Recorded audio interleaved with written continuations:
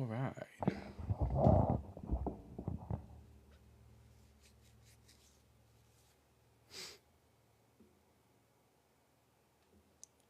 Let's see. I guess I'll go ahead and play my. I won't be able to show it to anyone, but you know what? At least I can play it. The question is, where did I keep it in my files? There we go. Yeah. Yeah. Yeah, yeah, yeah, yeah, yeah, yeah, yeah. Yeah. Shake it, but keep pointing out all the lies. Putting the scripture right in your eye. The Bible guy. He reads Hebrew and Greek and shows you that your book's not unique. The Bible guy. He turns through the pages until every Christian rages. The Bible guy. Watch one time and you're hooked. Now let's watch why the Christians get cooked. The Bible guy. All right, everyone, make sure you tap that screen. Share the live with those you love, with those you hate, with your friends and with your enemies. Let's get the word out there so we can have some interesting conversations. And it looks like, I had someone in the guest box ready to come up, but now they're gone. W Cam. Hey, Cam. Hi, Ish. Okay, we got here Piter Spider, the second. Piter Spider. I'm going to ask you three preliminary questions. And then How you doing? How you doing? I'm going to ask you 3 questions, and then we can get to the conversation. Are you at least 18? Yeah. And what pronouns do you go by? I go by faggot and retard for niggers, and Jesus sucks my cock. Ew, gross. Ew, gross. Spray. Someone get the spray out and spray its face. It just pissed on my carpet.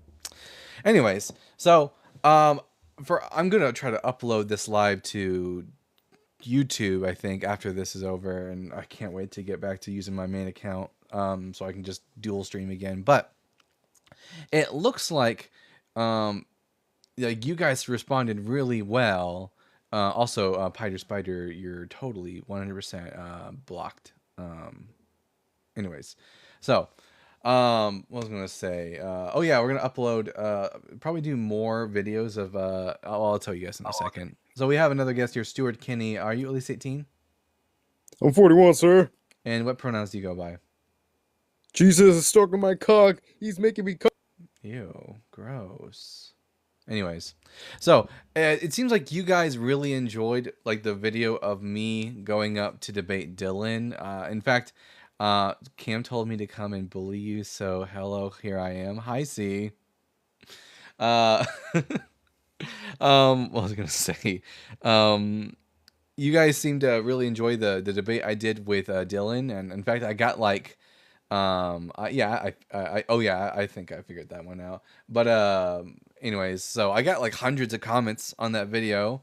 Sadly, I did not record. I forgot to record the conversation that I just had with that one preacher Jackson fellow, but crazy how his partner derailed the entire conversation because they couldn't handle the facts. Hopefully Quincy Jones is not another troll. If I so, I'll just end up dropping them immediately. So Quincy, are you at least 18? I'm gonna come inside Jesus' asshole. He's a fat. Anyways, I just want to let you know I recorded that. Can't type it out at the moment. I don't have all my hands free, but I've got the recording of that. Oh, good. Okay, in that case, try to email it to me. All right, we'll deal with it through DMs. Yeah, absolutely. For sure. Fantastic. The sad part is I wasn't able to monetize the video with Dylan because he kept putting on music. So fuck's sakes. Yeah, I have not made any money in the past couple of days. So that video is I watched that last night of your debate with him. And man, like your knowledge on that just like off the cuff is incredibly impressive, but his just fucking dancing around like a moron constantly is difficult to watch. Yeah, it was something for sure. It was something for sure. Let's see. Right, I'm gonna drop out here. Okay, Josh, thanks for coming up. Let's see if the next person is the same loser that keeps coming up or not. Let's see. Union Table, are you the same loser who's been coming up this whole conversation? Jesus is a trans. Yeah, anyways. So everyone make sure you tap that screen. Share the live with those you love, with those you hate, with your friends and with your enemies. Let's get the word out there so we can have some interesting conversations. Hopefully, there's some people out there who aren't horrible human beings who would like to come up and defend their religion. Oh yeah, you and Sable's like, thank you for commenting so I could block you. Anyways, like there are 5-year-olds out there with more maturity. It's crazy. Yeah, thank you, Cam. Much appreciated. Look at that mod at work doing Peggy's work. Anyways, so Christians, do you really want that to be your representative for Jesus? If not, come up here and defend your comment section. The Dick comment was kind of funny. Quote of the day is, if God is all-knowing and all-powerful, then suffering is intentional. Yeah. God's just a dick. You don't give me God mod powers. I see how... Wait, Cam. If anyone deserves it... Here, wait a minute. How do I fix that?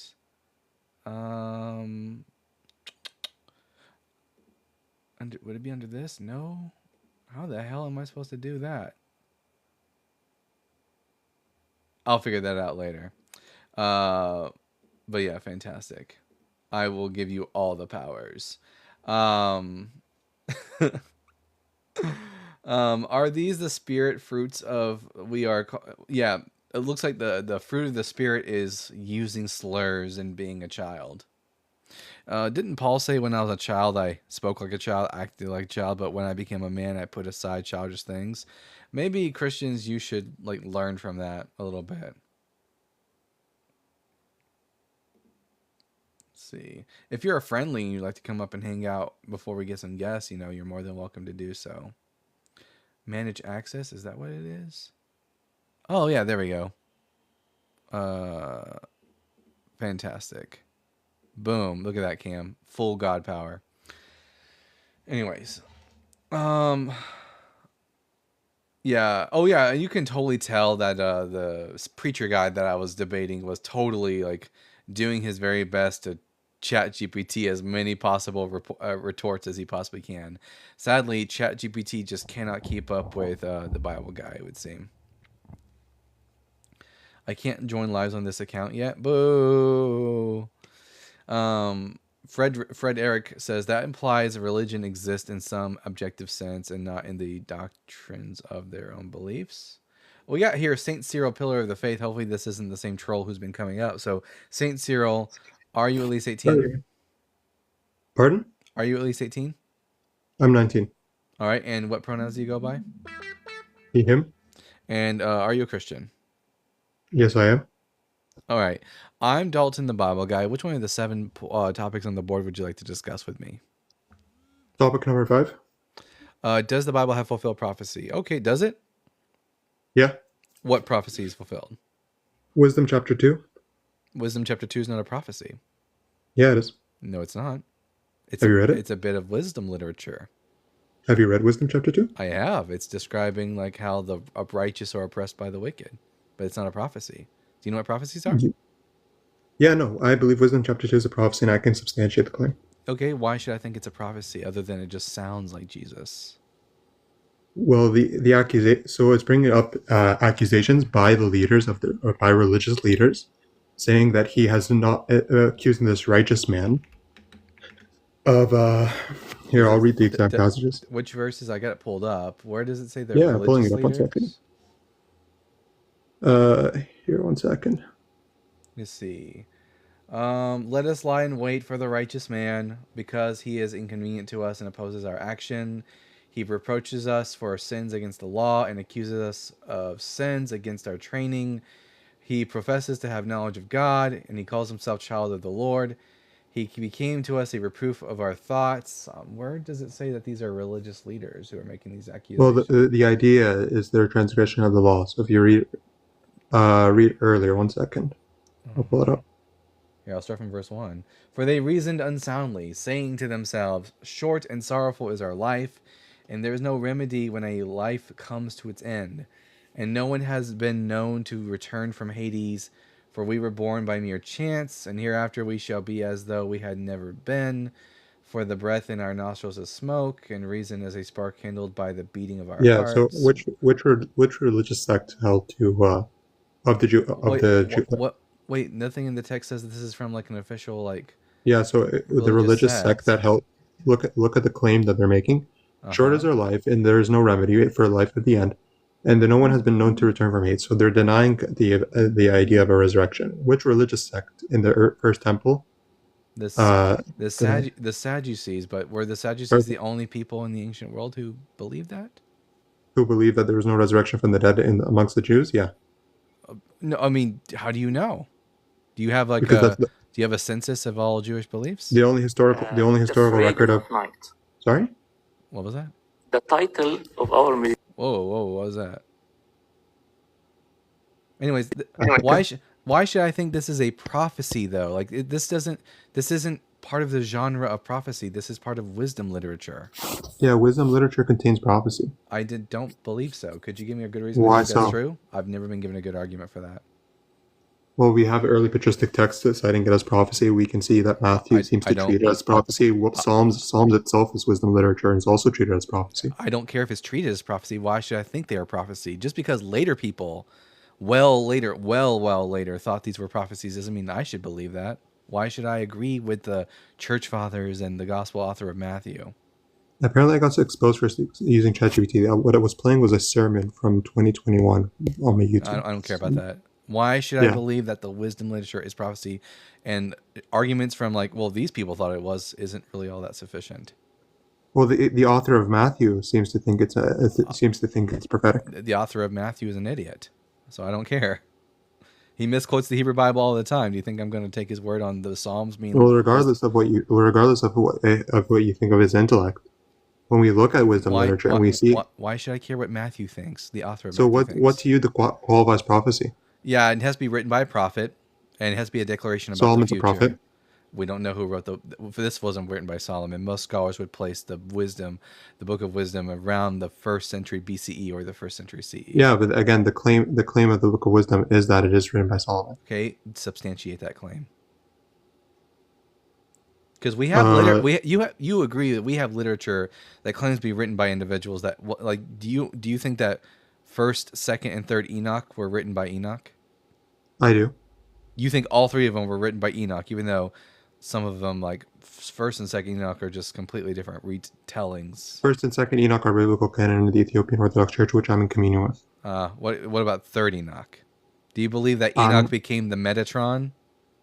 I'm not too familiar with the text, the later text. I've read 1st and 2nd. It claims to be written by but you agree that we can have texts that claim to be written by someone, and you probably don't like believe it's actually written by those persons. Yeah, but we can have texts that are claimed to be written by someone, and largely the people at the time believe that it is written by someone. So it indicates that this authorship is somewhat true. So I should believe it but because with they later believed texts, like it. for example, if we go to the Proto-Evangelium of James or to the Gnostic Gospels of Peter, Barnabas, and all these other Gnostic Gospels. So is your we argument understand that the people, is your argument I should believe this was written by Solomon because they thought it was written by Solomon?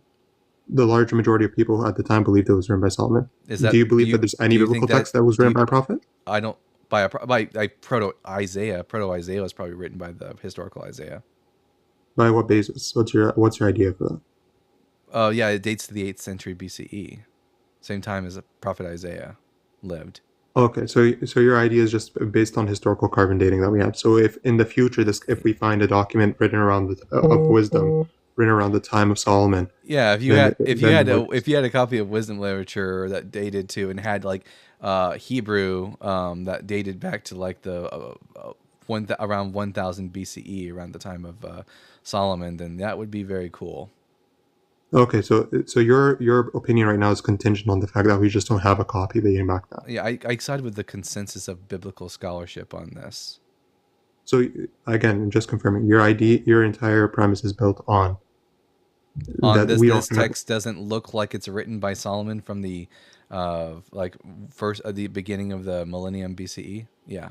But your idea is only that it's not that it doesn't look like, it's just that we don't have a text that dates back to that time, so therefore I can reject it. What language was the wisdom of Solomon written in? It could be written in Hebrew or in Greek.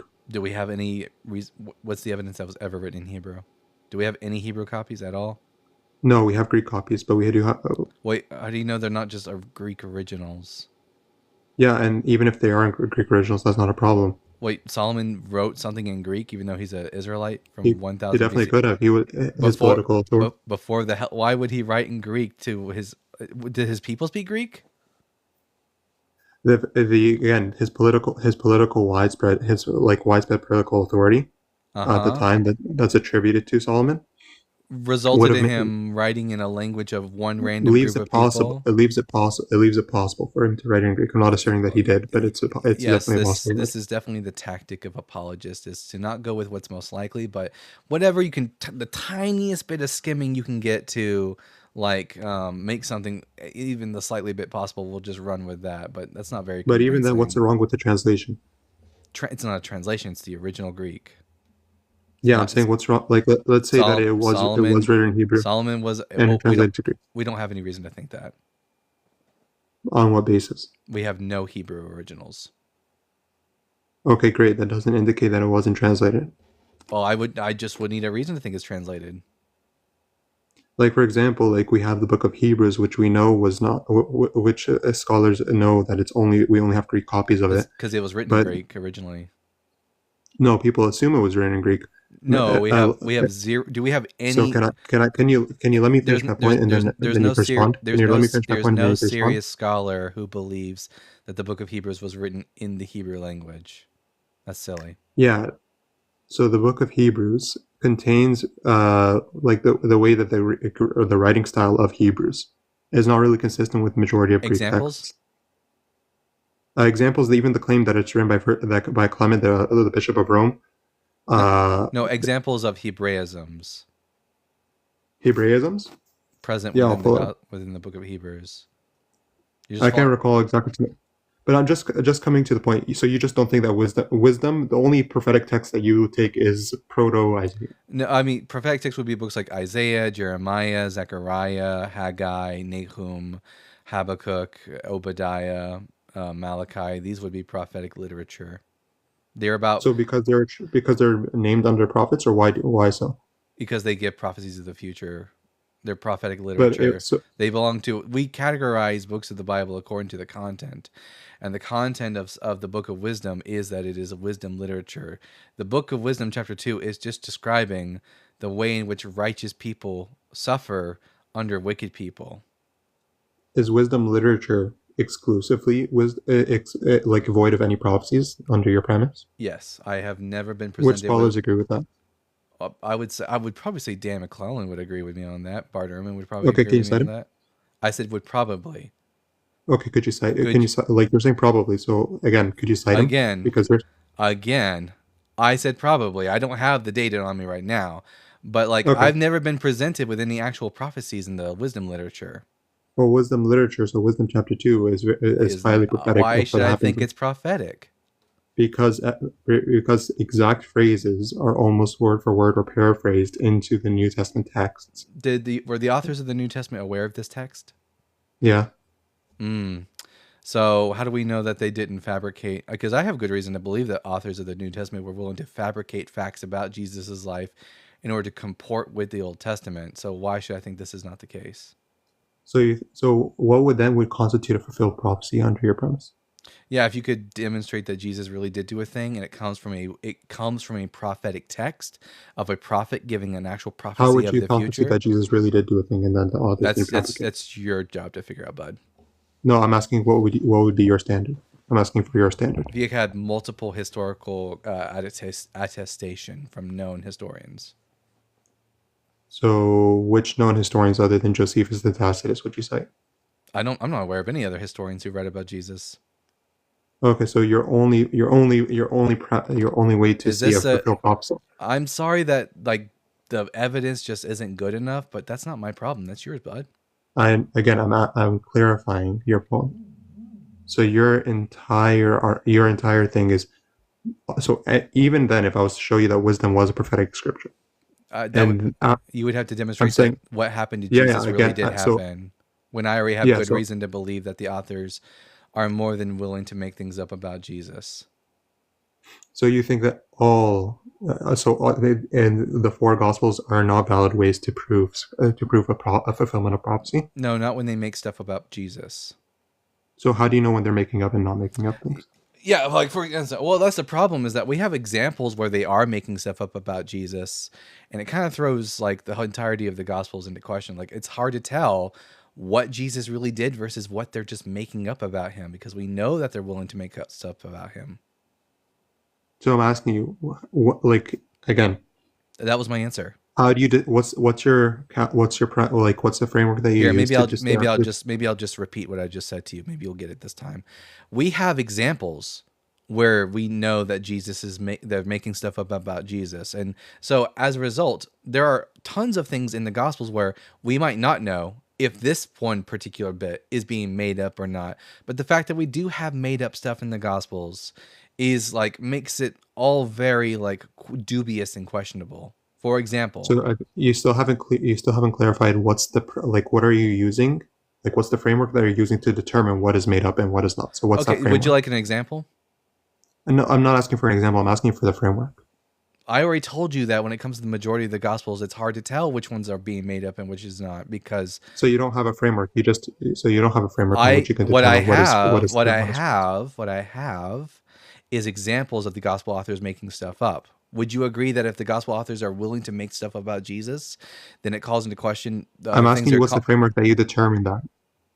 So again, you're not answering the question. The question is, how do you determine that the gospel authors are making something up? Oh yeah, What's the like framework? when, like for example, when we have like three gospel authors that make a claim about a fact about Jesus, and then the fourth author just like changes that fact in order to comport with some sort of theological agenda. That's a good way of recognizing when something is being made up about Jesus. So your conclusion for the gospels is that if three gospels say one thing and then one gospel alters it slightly, Not that slightly. one author is twisting it for it. So that's your framework. Yes, if an author changes the day and time of Jesus' crucifixion to align with some sort of type that they see in the Old Testament in order to make Jesus Mhm. look more like as if he's fulfilling prophecy, then yes, that calls that gospel into question. Like what else are So in Wisdom what chapter, else are they making up about Jesus? so in Wisdom chapter 2, Hmm.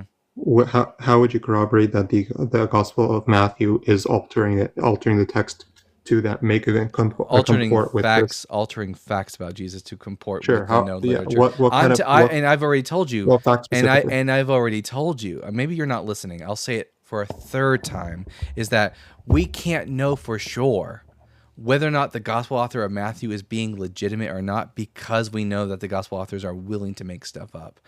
That's why like typology, for So example, is not a very good argument for like the fulfillment of prophecy from Jesus.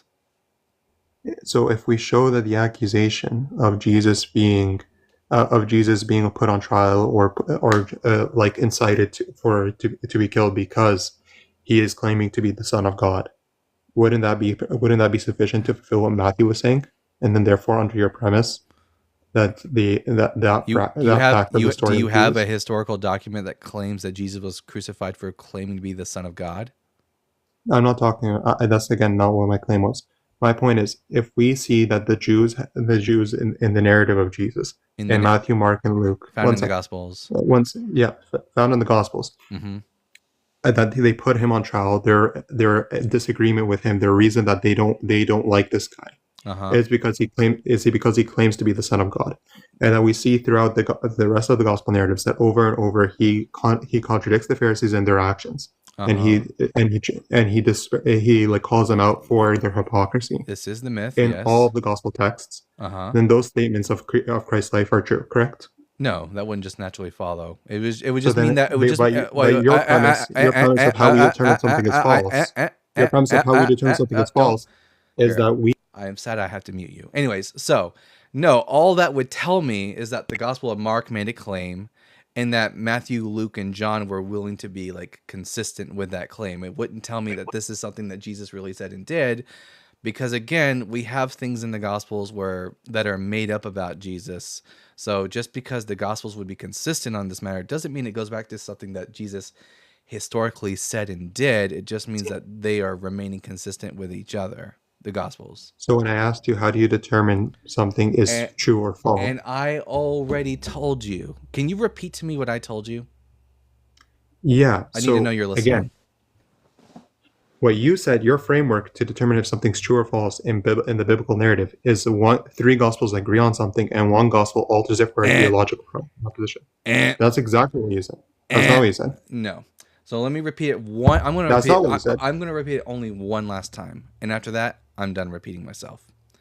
We know for a fact that we have examples of things in the Gospels where they are willing to make up things about Jesus. The fact that the Gospel authors are willing to make up things about Jesus means that at best, the rest of the content is dubious. It could be true or it might not be true. We can't determine, but we do know that the Gospel authors are willing to make up stuff about Jesus. Did you get it? So when I asked you what was the framework that you... All right, I'm done. I'm tired of repeating myself. You can, what's the saying about leading a horse to water or something like that? But not being able to make them drink? Jesus Christ. Oppo. Hey, bud. Hey, Dalton, how's it going? Well, yeah, Wonder Breast says he's so scared to talk about the scriptures, he just wants to argue about around scripture. That is true. That is accurate. I'm doing pretty good. How about you, bud? It's been a fantastic week for me. I know it's been great. More smiling than I've ever done. That I've done in a long time. That's for sure. Yeah, I just wanted to quickly say there's I think you have a super fan in the chat, St. Paul Apologetics. They like to take clips and splice them around, and they sent the St. Cyril guy in here to get a clip. And St. Cyril, I did just want to say that. Oh, enjoy your clip. Enjoy your clip. Yeah, bud. Solomon didn't speak Greek.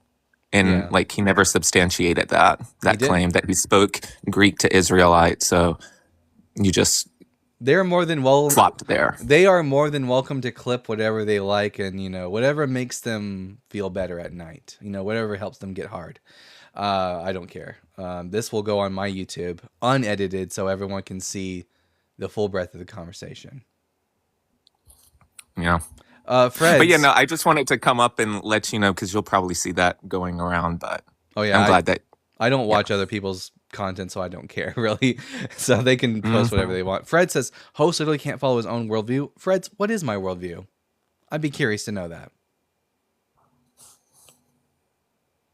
Wild. But yeah, I was just gonna hang out for a little bit if that's okay. Absolutely, it's more than okay. Love it. Carhoofy says, "Oh, you have a YouTube?" Yes, the Bible Guy is the name of my YouTube channel.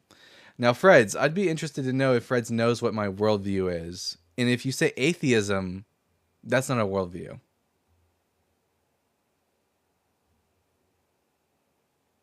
For some reason, the Ortho Bros and the Catholic Bros seem to really love wisdom too, and they've never been able to substantiate to me that it is a prophecy. But we got another guest here. Calm Critic. I'm going to ask you 3 preliminary questions, and then we'll have a conversation. Question number 1, are you at least 18 years old? Yes. And question number 2, what pronouns do you go by?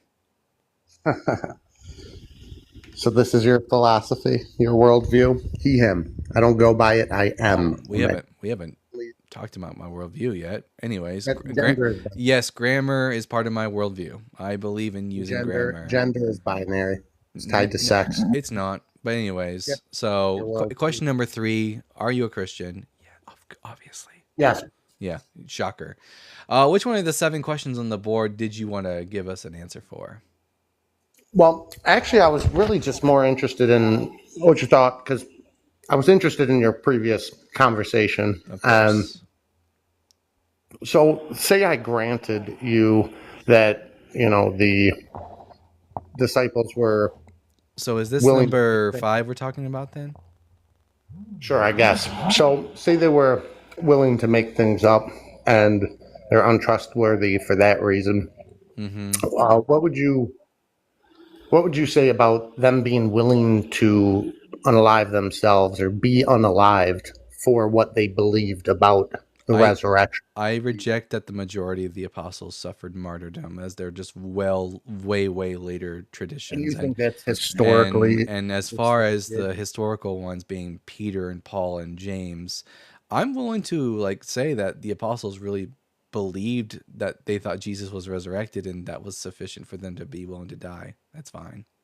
So they did believe. So so then you're saying they believed it, but the historical accounts of what they claimed, What they claim? how it No, we don't have any.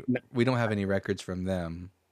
well, we have the Gospels. Those Which would is- be historical. They're anonymous works, though, so they're not from the Well, apostles. that's The only debatable. apostle that wrote anything that we have any testimony from is Paul. And Paul had a vision, and I grant that Paul probably had some sort of visionary experience.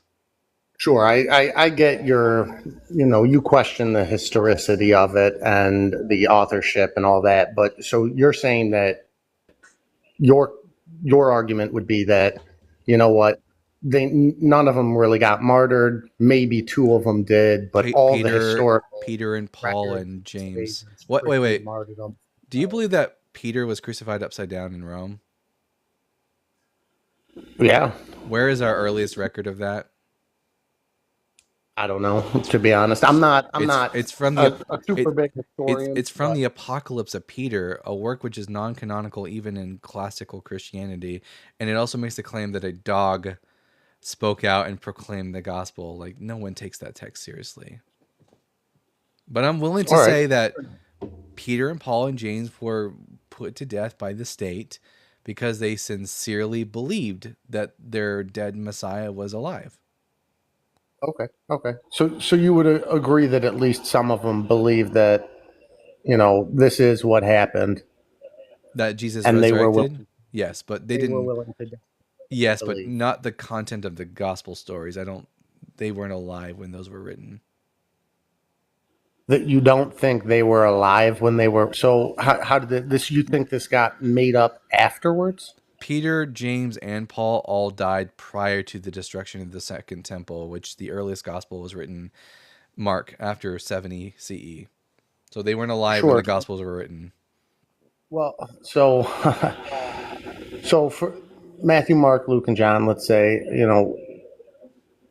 they were, what's the word I'm looking for? Dictating or to the authors of it would be how I would imagine. I'm not, once again, not a historian, and I'm not an expert on Jewish tradition.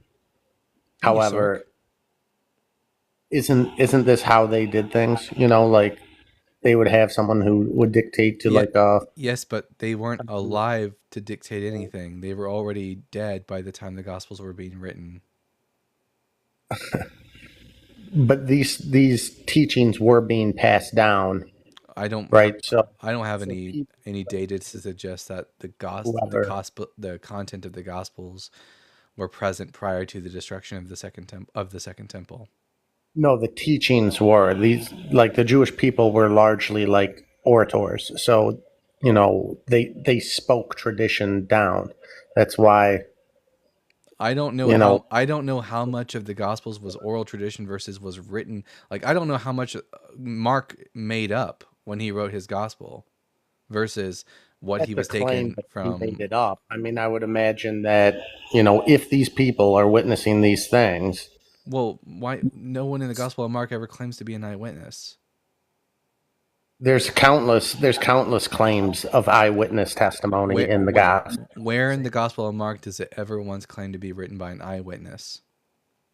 I'm not saying it claims to be written. I'm saying it claims to have information from eyewitnesses. Where does the Gospel of Mark claim to have information from eyewitnesses? Countless areas it says these eyewitnesses saw him. Show me one verse from the Gospel of Mark that says that it got its information from eyewitnesses.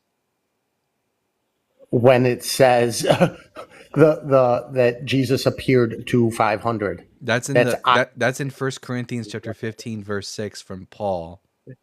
Yeah, but a lot of this is eyewitness testimony, written as eyewitness testimony, right? But that's not the Gospels. That's not the guy. So when it says that and the 500 were just people that Jesus, quote, appeared to post-mortem, and what it means for Jesus to appear to people, that's debated because of the semantic range of the Greek word opthe. that is historically what eyewitness testimony is, right? No, what do you? Claim Okay, let's talk about witness. the 500 real quick because I don't think you know exactly what's going on there. Can you name me any facts about the 500?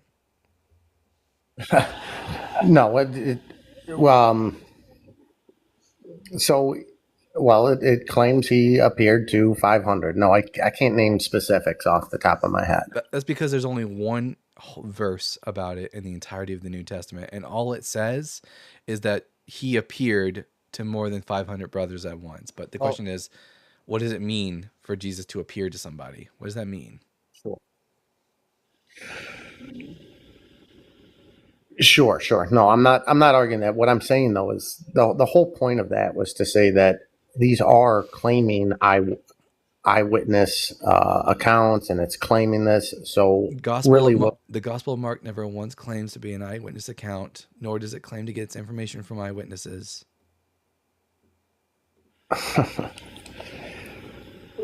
So when they say, for example, when they're describing who made it to Jesus's tomb first to find it empty, and it was the women, and then it says that they went out and told nobody. How is that? No, but how is that written? Are you saying that's not written as eyewitness testimony? Like the women were there first? No, it's just a story. These are historical. No, it's written as a historical. No, it's of just eyewitness. No, it's just a story. Who would have witnessed them? No, that's what I'm saying. The person, it's eyewitness testimony. They're saying, look, if all right, so by whom? Maybe let's do this a different way. If I'm saying, my brother was talking to me about work the other day, and he said he dropped a pen while he was at work. He bent down, picked it up, and then walked out the room. That assumes you're sneaking in a bunch of assumptions. Your assumption. No. The assumption. How is it written? The assumption you're sneaking into is that anyone told the gospel author of Mark any of these stories, as opposed to him just. No. I'm not even saying it has to. No, I'm saying whoever penned it was told these things, right? How do you know that? So. All right, you're right. No, you're right. Because prior to the Gospel of Mark, hold on. This is a crucial point you bring up. Then we should throw out all of history. We have more historical record for Jesus and that testimony. Then name another thing we believe in history that has more. Alexander. We have Alexander. We have actual coins bearing Alexander's face that date to the time of Alexander. The Shroud of Turin is a forgery. That is so not true. You're just being no. I know. I probably know more about the Shroud of Turin than you do. Can we recreate? Yes, we can. Yes, we can. No, we can't. We absolutely can. One scientist. Luigi Garglashelli is an experimental archaeologist from Italy who actually was able to recreate the image on the shroud using only medieval methods. You can laugh, but you're laughing. Look him up. All right, hold on. Yeah, go ahead. Teacup for this one. I don't believe you. What's his name? Luigi Garglashelli. Luigi Garglashelli. Yeah, I have the paper. Let's see. Meanwhile, we don't even have a dirty flip-flop by Jesus. Let's see. Where did I put that? There it is. The name of the paper is called Life-Size Reproduction of the Shroud of Turin and Its Image by L. Garlas. I guess it's pronounced Garlaskelli. Dipartimento di Chimica Organica, Università de Pavia, 27100 Pavia, Italy. Would you like the DOI number?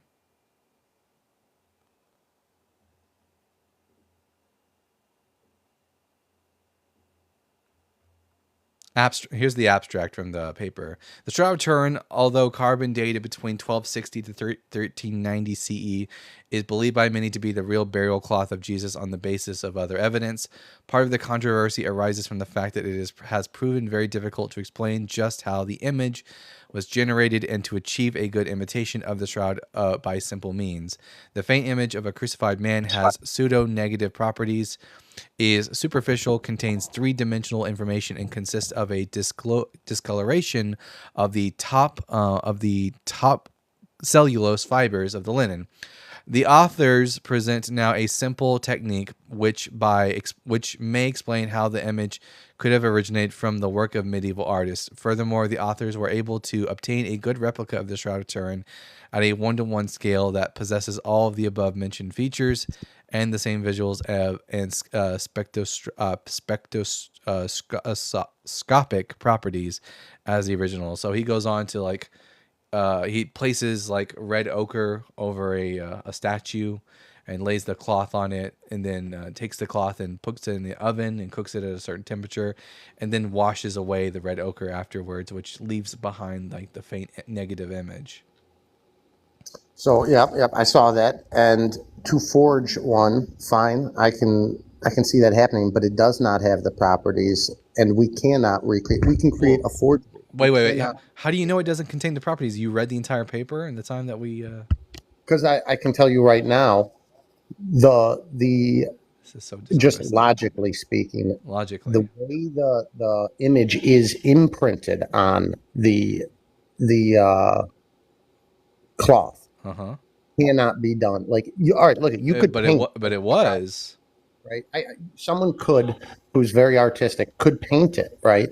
No, it's not. But it's not painted. It was. I'm not saying it is. They took. I'm not They saying took it is. red ochre, and then applied the image from the but 3-dimensional I statue know, onto but the shroud, but you don't cooked know it about in an the shroud. oven, and then washed off the red ochre, which doesn't leave get any that. pigments. I It get just that. leaves the faint image on the top layer. So well, I guess you really don't. You haven't done any research on the Shroud of Turin. Really, then. what kind of weave is the Shroud of Turin?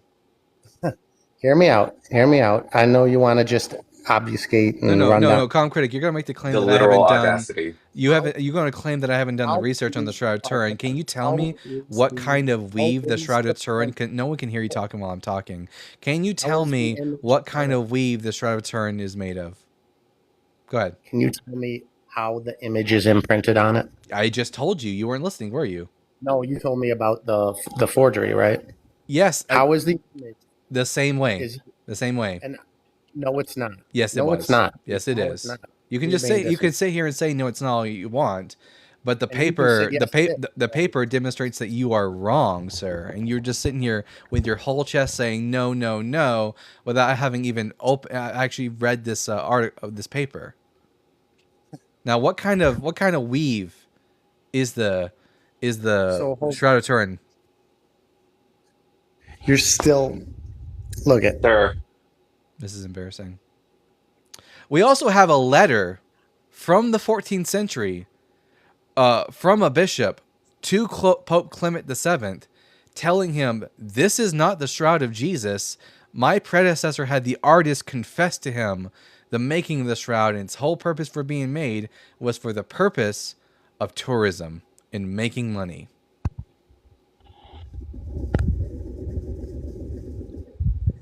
Well, I guess I got my answer for the first question. That was the first question I was curious about, why you thought, or your thoughts on why they were able to go to their death for this apparent fiction that they would be willing to. They weren't aware. They weren't aware of the gospel words. They had a belief about a resurrected Jesus, and they genuinely believed it. To them, it wasn't a fiction, but they weren't aware of the content of the gospels. Okay, so at least some of the disciples genuinely believed it. Then they had enough evidence to say, "I think he did rise." Well, I would say they didn't really have enough evidence. They were like first Oh, they century. did? They were first century Palestinian Jews who like didn't understand how psychology worked. So bereavement, hallucination, and collective delusion was like sufficient for them. So is that a scientifically verifiable thing? Yes. People can collectively hallucinate. Oh no, collective delusions are not collective hallucinations. Those are two different things. Okay. Collective delusions are like being prompted, and then like a group of people like experiencing something independently, each one based on like hysteria and like prompting. like Benny Hinn's congregation. Yeah. Anytime he slaps them with a blazer or something and it fills them with the Holy Spirit and they fall on the ground and convulse. And then everyone is hyping that up. Have you ever watched like Benny Hinn or one of those what kind of preachers are they called? Pentecostal.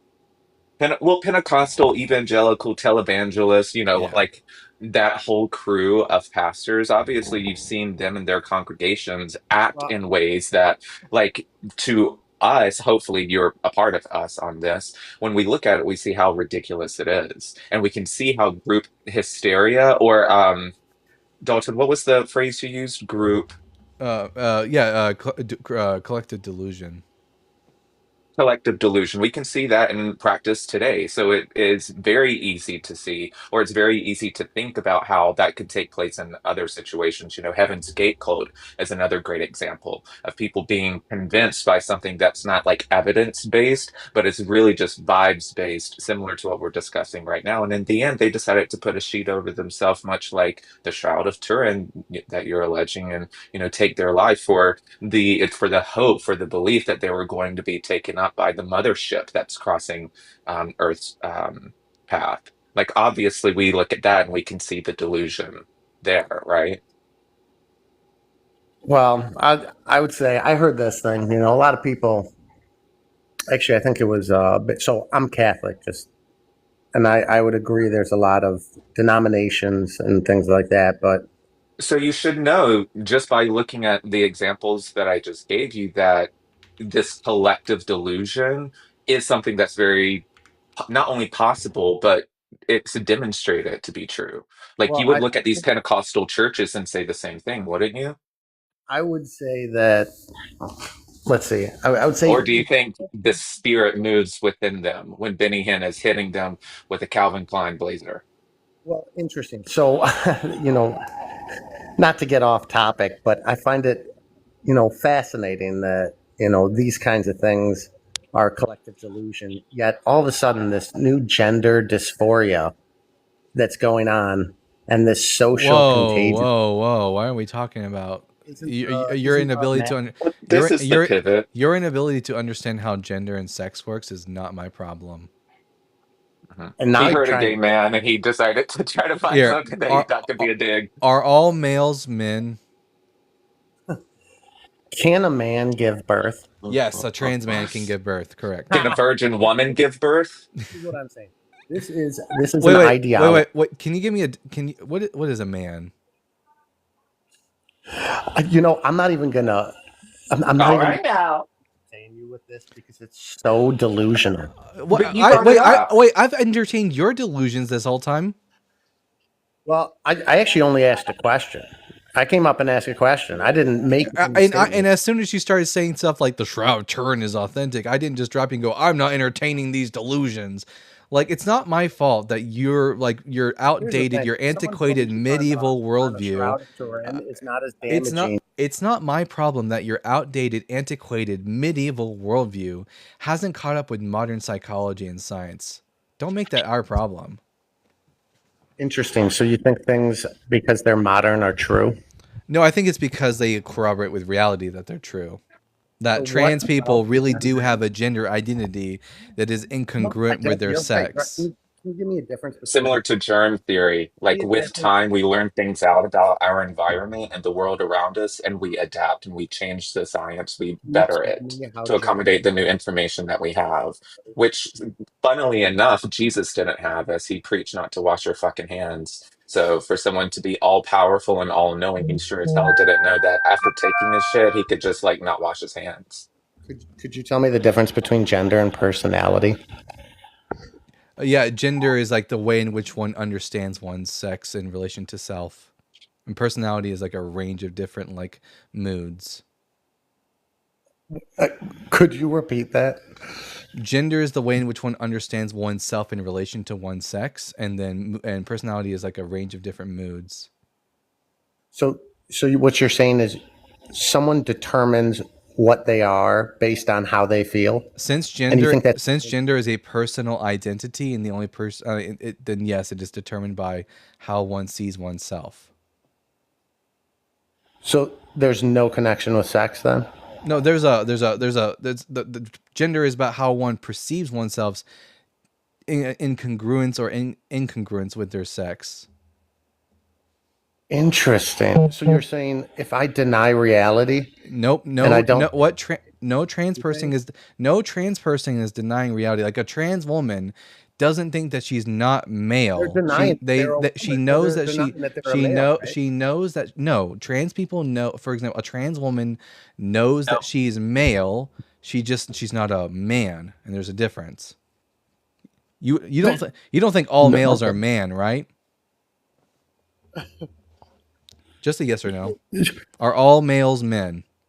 Boys too, right? There's boys too, Are right? all males either boys or men? And teens, I guess they're adolescent teens. Teen is not a gender. But They're adolescent. It's an age grouping. Young men. There's all right, fine. There's young men. Boy and men are. Teen is not a gender. So are all males either boys or men? I mean, off the top of my head, yeah, I guess. Is this a boy or a man? It's not a male, right? No, it is a male. It's a male dog. It's a male dog. So is it a boy? Or is this a boy or a man? You let me know. Isn't that a buck? Isn't that a buck? No, they don't. That's that deer. Deer. Is this a male or is this a man or a boy dog? So I'm interested then. That's not an answer. That's not an answer. You can ask a question or make a statement after you answer my question. Could that identify into a different? Nope. You get to answer my question. You don't get to ask a question. Is this a boy or a man? It's neither. It's neither. So sex is not the same thing as gender. Like we humans have gender, No. and animals don't have gender. Thank you. How that logically follows, because we're talking about. Well, we just demonstrated it. Yeah, you just said that a male dog isn't a man. Yeah. No, but you didn't. You did. Yeah, but you compared different species, so this isn't apples to apples. Exactly, because gender only exists within human beings. No one can hear you talk while I'm talking. No. Gender only exists within human beings because it's a social construct. Mm-hmm. That is. I know that's uncomfortable. That's an inconvenient truth for you. By the way, you're Catholic, right? Yeah. Is God male? You know, that's a mystery. I mean, he is God. Is God the Father have a penis? I know the Catholic answer. Holy Spirit. So does God the Father have a penis? Hold on, that's a category error, though. Once again, like you did. No. I asked you a question. That wasn't a category error. Does God the Father have a penis? Is he a male? Are people God? No, I'm asking you a question because you understand. No, you're gonna answer the question. I'm gonna answer you're gonna answer the question, or I'll answer for you because I know the Catholic answer. Is God a male and does he have a penis? Hold on. I guess I'll answer for you. So the Catholic answer is that no, because God is spirit and incorporeal. He therefore doesn't have like a body, and doesn't therefore have a penis. And yet, even though God is sexless. You refer to God. I said God the Father, did I not? Were you not listening? But is Jesus God? God the Son. He's God the Son, but did I say God the Son or did I say God the Father? Is Jesus a man? Jesus is a man, yes. Is God the Father a man? Hold on. But see, once again, this is a category error, and this is why... Critique, do you not understand your own theology? I asked you a question. You can just say, no... God the Father, because he doesn't have a body, is not a man, is not a male. You can say Jesus, who is God the Son, is a man. But I didn't ask about God the Son. I asked specifically about the first person of the triune Godhead, being the Father. Does the Father have a body? Does he have a penis? Is he male? All I'm going to hear from you is a yes or a no. No more tapping around or I'm dropping you. Hold on, I just told you. No, you just read the Catholic doctrine. I told you I'm a Catholic. Okay, God doesn't have a body. He's not male. He doesn't have a penis. Do you refer to God the Father as a he and a him? Can you tell me how that's not a category error? I mean, hey, you're the first person who's noticing that. Hey, only humans. Well, actually, I guess humans alone don't have gender because you think God has a gender. You call God a he and a him. I said God has a human nature. But prior to the incarnate, This is so dishonest. Prior to the incarnation, prior to Jesus taking on human flesh, was God referred to as a he and a him? So you just agreed that your dog are. Prior to the incarnation, did God go by he and him? He went by God. No, you haven't read the Old Testament. So you're a liar. Have you read the Old Testament? Why? Well, He's Catholic, of course he has. So throughout the entirety of the Hebrew Bible, God refers to himself as a he and a him, correct?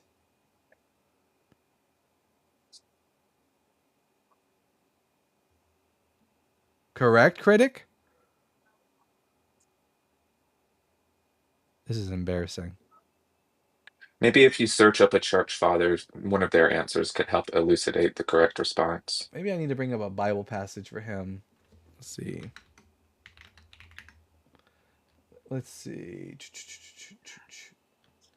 Let's see. He probably doesn't realize he's muted. Let's see.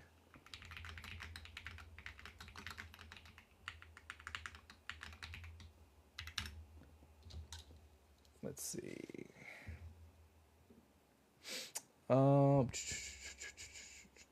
Deuteronomy chapter 32 verse 9. See now that I, even I am he.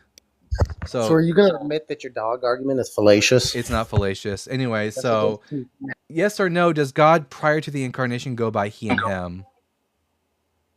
If you can tell me how it's not fallacious. Nope.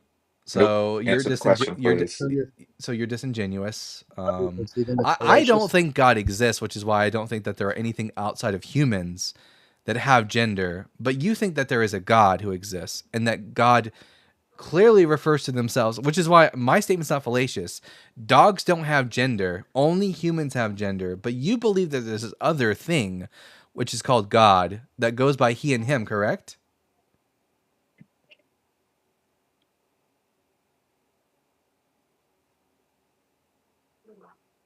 Calm critic.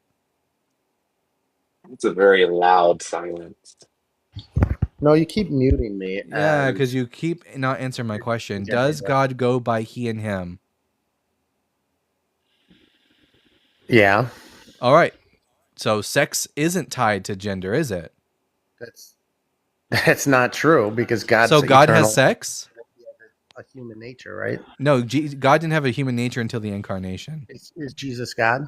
Yes, and when did that occur? Okay. Well, I don't think that's true. But in the Catholic theology, sure, Jesus is God. Okay. When did that occur? God's eternal, right? Yes, he's outside of time. But Jesus, the incarnation, Jesus' incarnation is temporal within Catholic theology and occurs in time. Prior to the incarnation, God the Son did not have a body. But now here's the thing, though. God knows all, right? He is eternal. He's outside of time, and he knew when he was going to enter the universe. No? Why do I have to teach Catholics their own theology? Here, let me just help you. I'm going to teach this. Are you saying God? Prior to the incarnation, God the Son did not have a body. And also, the reason I said no is because the God of the Bible isn't actually all-knowing, and he's not actually existing outside of space and time. That's a post-biblical philosophical. That's really. Could you show me where in the Bible says God exists outside of time? It's not sola scriptura. It doesn't say drink water. You're Noah scriptura, though. That's the problem with you and the Orthodox. Like, y'all bitches never read your Bible, and you rely on metaphysics and Greek philosophy and church fathers instead of cracking open and breaking the spine on your Bible and cracking it open and reading. You refuse to do it, and then you come online and you embarrass yourself, like right now, and reveal how all of your Catholic teachings up until this point, at what, I don't know, 52 years old, did you know good, because you refuse to read it. So I'll grant you this. I should definitely read it more. That is a failure on my part. I will absolutely agree with you on that. So God the Father and God the Son and God the Holy Spirit, prior to the incarnation, none of them had a physical body. None of them had penises. None of them had sex. And yet you refer to all of them as he and him. So No, let me just Obviously, calling someone a he and a him Here has it is. nothing to do with what's between their legs, right? Are you saying God didn't know he was going to incarnate as like Going, Jesus? notice what you just said though. Going to, as in the Old Have to Testament, speak to God was human. not See, incarnate that's in the Old yeah, but that's a Testament, failure and on yet my. you referred to him as a he. And did the Israelites Hold refer on, to God? that Did the Israelites refer to God as a he and a him? This is the last chance I'm giving you to answer my questions. I'm tired of you not answering my questions. Does the Old Testament refer to God as a he and a him? I'm trying to convey. Do you think I? All right. Man. And by the way, guys, The refusal. I didn't bring up the trans topic. That was that dumbass. Man. And anytime that I'm on a panel, like, with someone else in the community, and I start to engage with, certain kinds of believers, I should say, oftentimes they'll resort to some kind of like attack against the gay community, or they would assume that I'm trans, or, whatever conceivable dig they can throw out. It's without fail, and I knew it would happen. All I didn't, I just thought it would be a bit more direct. Contra DD says, "Is it too much for you that you weary our Dalton too?" Fun. All right. Next guest is Camera Guy. Camera Guy, I'm going to ask you 3 preliminary questions, and then we'll get to the conversation at hand. C. Dot, everyone is going to be able to come up. You just have to be patient. Remember, patience is a virtue of the Holy Spirit. Anyways, Camera Guy, I'm going to ask you 3 preliminary questions, then we can get to the conversation. Are you at least 18 years old?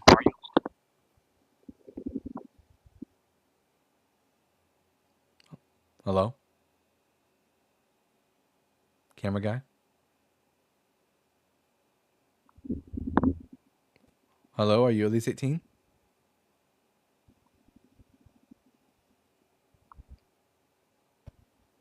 Camera Guy.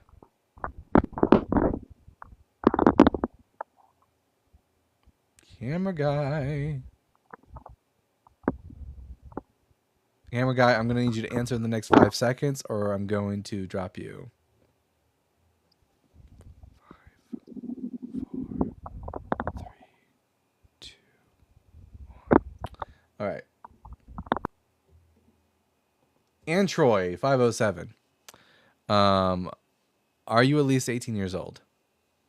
They're still loading in. Are you at least 18? Hello? I'm 26. All right. And what pronouns do you go by?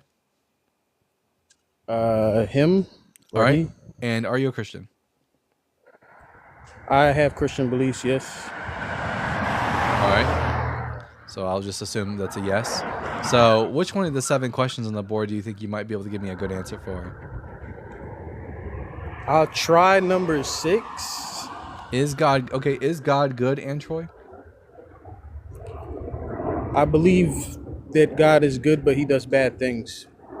Okay, why do you think God is good?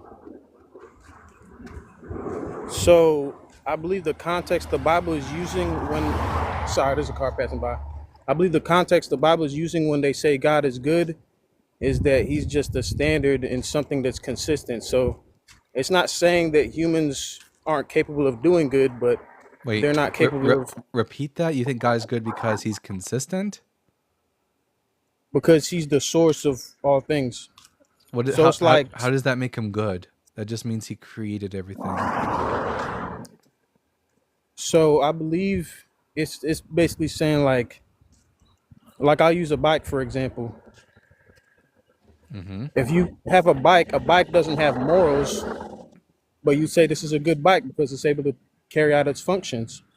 Yes, good, and that's a skill-related thing. In morality, when we say something is good, we mean that this thing is conducive to a specific goal that we have set. Okay. And that's true what you're saying. So why should I think God is good? Like, do you think we should look at someone's actions to know whether or not they're good or bad? Yes, you can say that. If a person committed genocide, would that be good or bad? That would be bad. Did God ever commit or command a genocide? Yes, he did. All right, that looks like that's pretty bad. Would a person, if a person was a misogynist and treated women as lesser, would that be good or bad? That would be bad by human morals. Does God treat women as good or bad? Does God treat women as lesser than men? I believe that not necessarily lesser than men, but I believe that he puts them in a role where they could be seen that way. God allows for men to divorce their wives. Does he ever in the law of Moses? Does he ever give the same the same like rights to a woman? Could you repeat that question, please? In the book of Deuteronomy, chapter 24, verse 1, God gives men the right to divorce their wives. Does he ever give wives the right to divorce their husbands? I don't think so. I don't think so. I agree. In the book of Exodus, chapter 20, verse 17, it lists a woman as being one of the bits of property of a man. Does the Bible ever describe men as being the property of women? In a way, yes. But I believe that Where? the Bible says.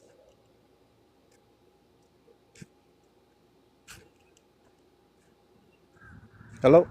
Well, I said where. Can you repeat the question, please? I'm sorry.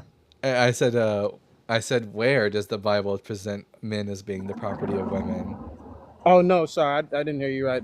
Men are never the property of women. All right. Well, it looks like God's a misogynist too. Then that's another reason for me to. What are you doing just now? And then it looks like God's a misogynist too. If someone was allowed for someone to own a slave, would they be good or would they be bad?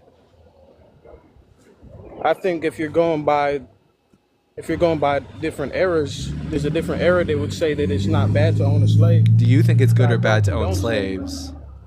I don't condone slavery, but Do you I think in that time, what if the morals were different back then. Well, is God subject to the time period?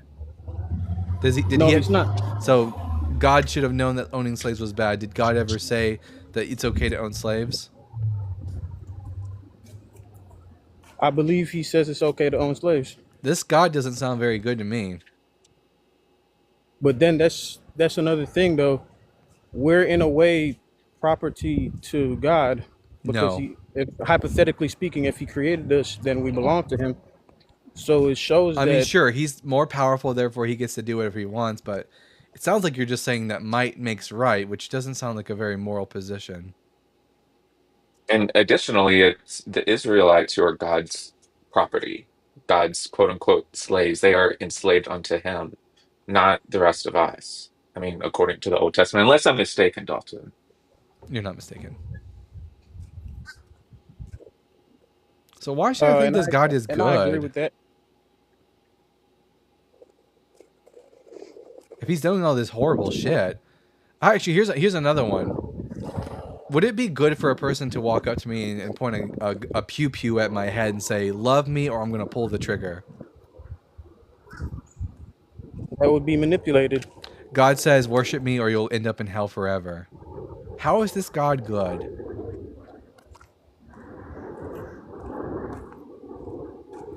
I think that the reason all these things happen is because he gave us the choice, and now we're just reaping No, he the didn't. rewards of that choice that we made. He set us up for failure in the first place. Let me use an analogy to help you Yeah, I didn't understand make why. a choice. Yeah, this setting that we're in right now is 100% God's fault. So I want to tell you. Let's say Yes, he set the conditions. let's I think it's so cute. Yeah. When she's like around the pool. Yes. She's so funny. she feeling better. Oh, shoot. I had no idea I was up here right now.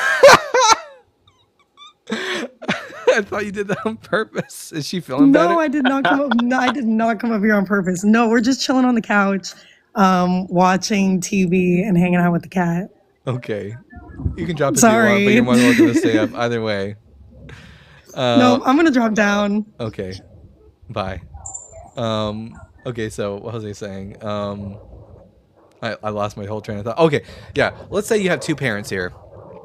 Sorry, just a single dad, and he's got two kids, and these kids are not old enough to know the difference between right and wrong, and the dad puts the kids in a playpen. Here, can you mute up while you're not talking because your Sorry background about that. noise is a lot very distracting. So he puts the two kids in a playpen, and he gives them all these toys and say you can play with all these toys, but he also puts a butcher's knife in the center of the playpen, and says, "Don't touch that knife, or else you'll get hurt." And then he allows someone into the playpen to poke and prod the kids so that they end up like touching the knife. Is the dad a good parent or a bad parent? He would be a bad parent for doing that. That's exactly what God did, though. Yes, he set up the conditions. So again, it looks But like I believe that in that analogy, it'll be a little different because he gave Adam and Eve enough knowledge to know what was going to no, be beneficial to them. no. It says in the book of Genesis chapter 3 that Adam and Eve did not have that they did not have the knowledge of good and evil. Adam and Eve don't know that it's wrong to obey God. That's a knowledge of evil and good. And prior to the eating of the fruit, they did not have the knowledge of good and evil. I believe that they had the instincts to tell them that there was something going on there, though. They But had the knowledge of what was good. the Bible doesn't. No, they didn't. They didn't have the knowledge of what was good. That's what the fruit provided. No, And the also, if fruit. they have an instinct, wouldn't their instinct tell them that a talking snake would be stranger danger? Like we're talking about, oh, I think that they would have the instinct. I mean, the next time you see an animal speaking any language, what are you going to do? Have a conversation or run away? So it's That's obvious there was valid. no quote unquote instinct. That's valid. So what does the book of Genesis say? It says after they ate the fruit that God says in Genesis 3:22, then the Lord God said, "See, the humans have become like one of us, knowing good and evil." So what does that mean about prior to the eating of the fruit? What did they not have? The difference between knowing good and evil. Right. So they don't know that it's good to obey God and bad to disobey him. So this is entirely God's fault. So again, why should I think God is good when he's like basically he's the one who pushed us overboard? Well, it does say that he creates good and evil. I think he just has like a really weird I think Adolf Hitler will. probably created good and evil things. Like Hitler Yeah, probably loved his mom, which would be good, but that doesn't mean that he's not an evil shite. So why should I not think the same about God? that's a hard one. And It like says that was the belief system of the Israelites during the time of the Old Testament was that God was like a multifaceted deity that could like have anger and remorse and not know things and move around and uh, be subject to anger and all of this stuff. Like that was the view of Yahweh at the time. Mr. M. Tiffs in the comment section says he told Adam not to eat it. Yeah, but Adam doesn't know that it's good to obey God and bad to disobey him. It's not really rebelling if you're not like aware of what's going on. Yeah, like if I tell a 3-year-old, not to go to the side of the street and start waving around, a sign saying, come pick me up, like it's not going to understand any of that.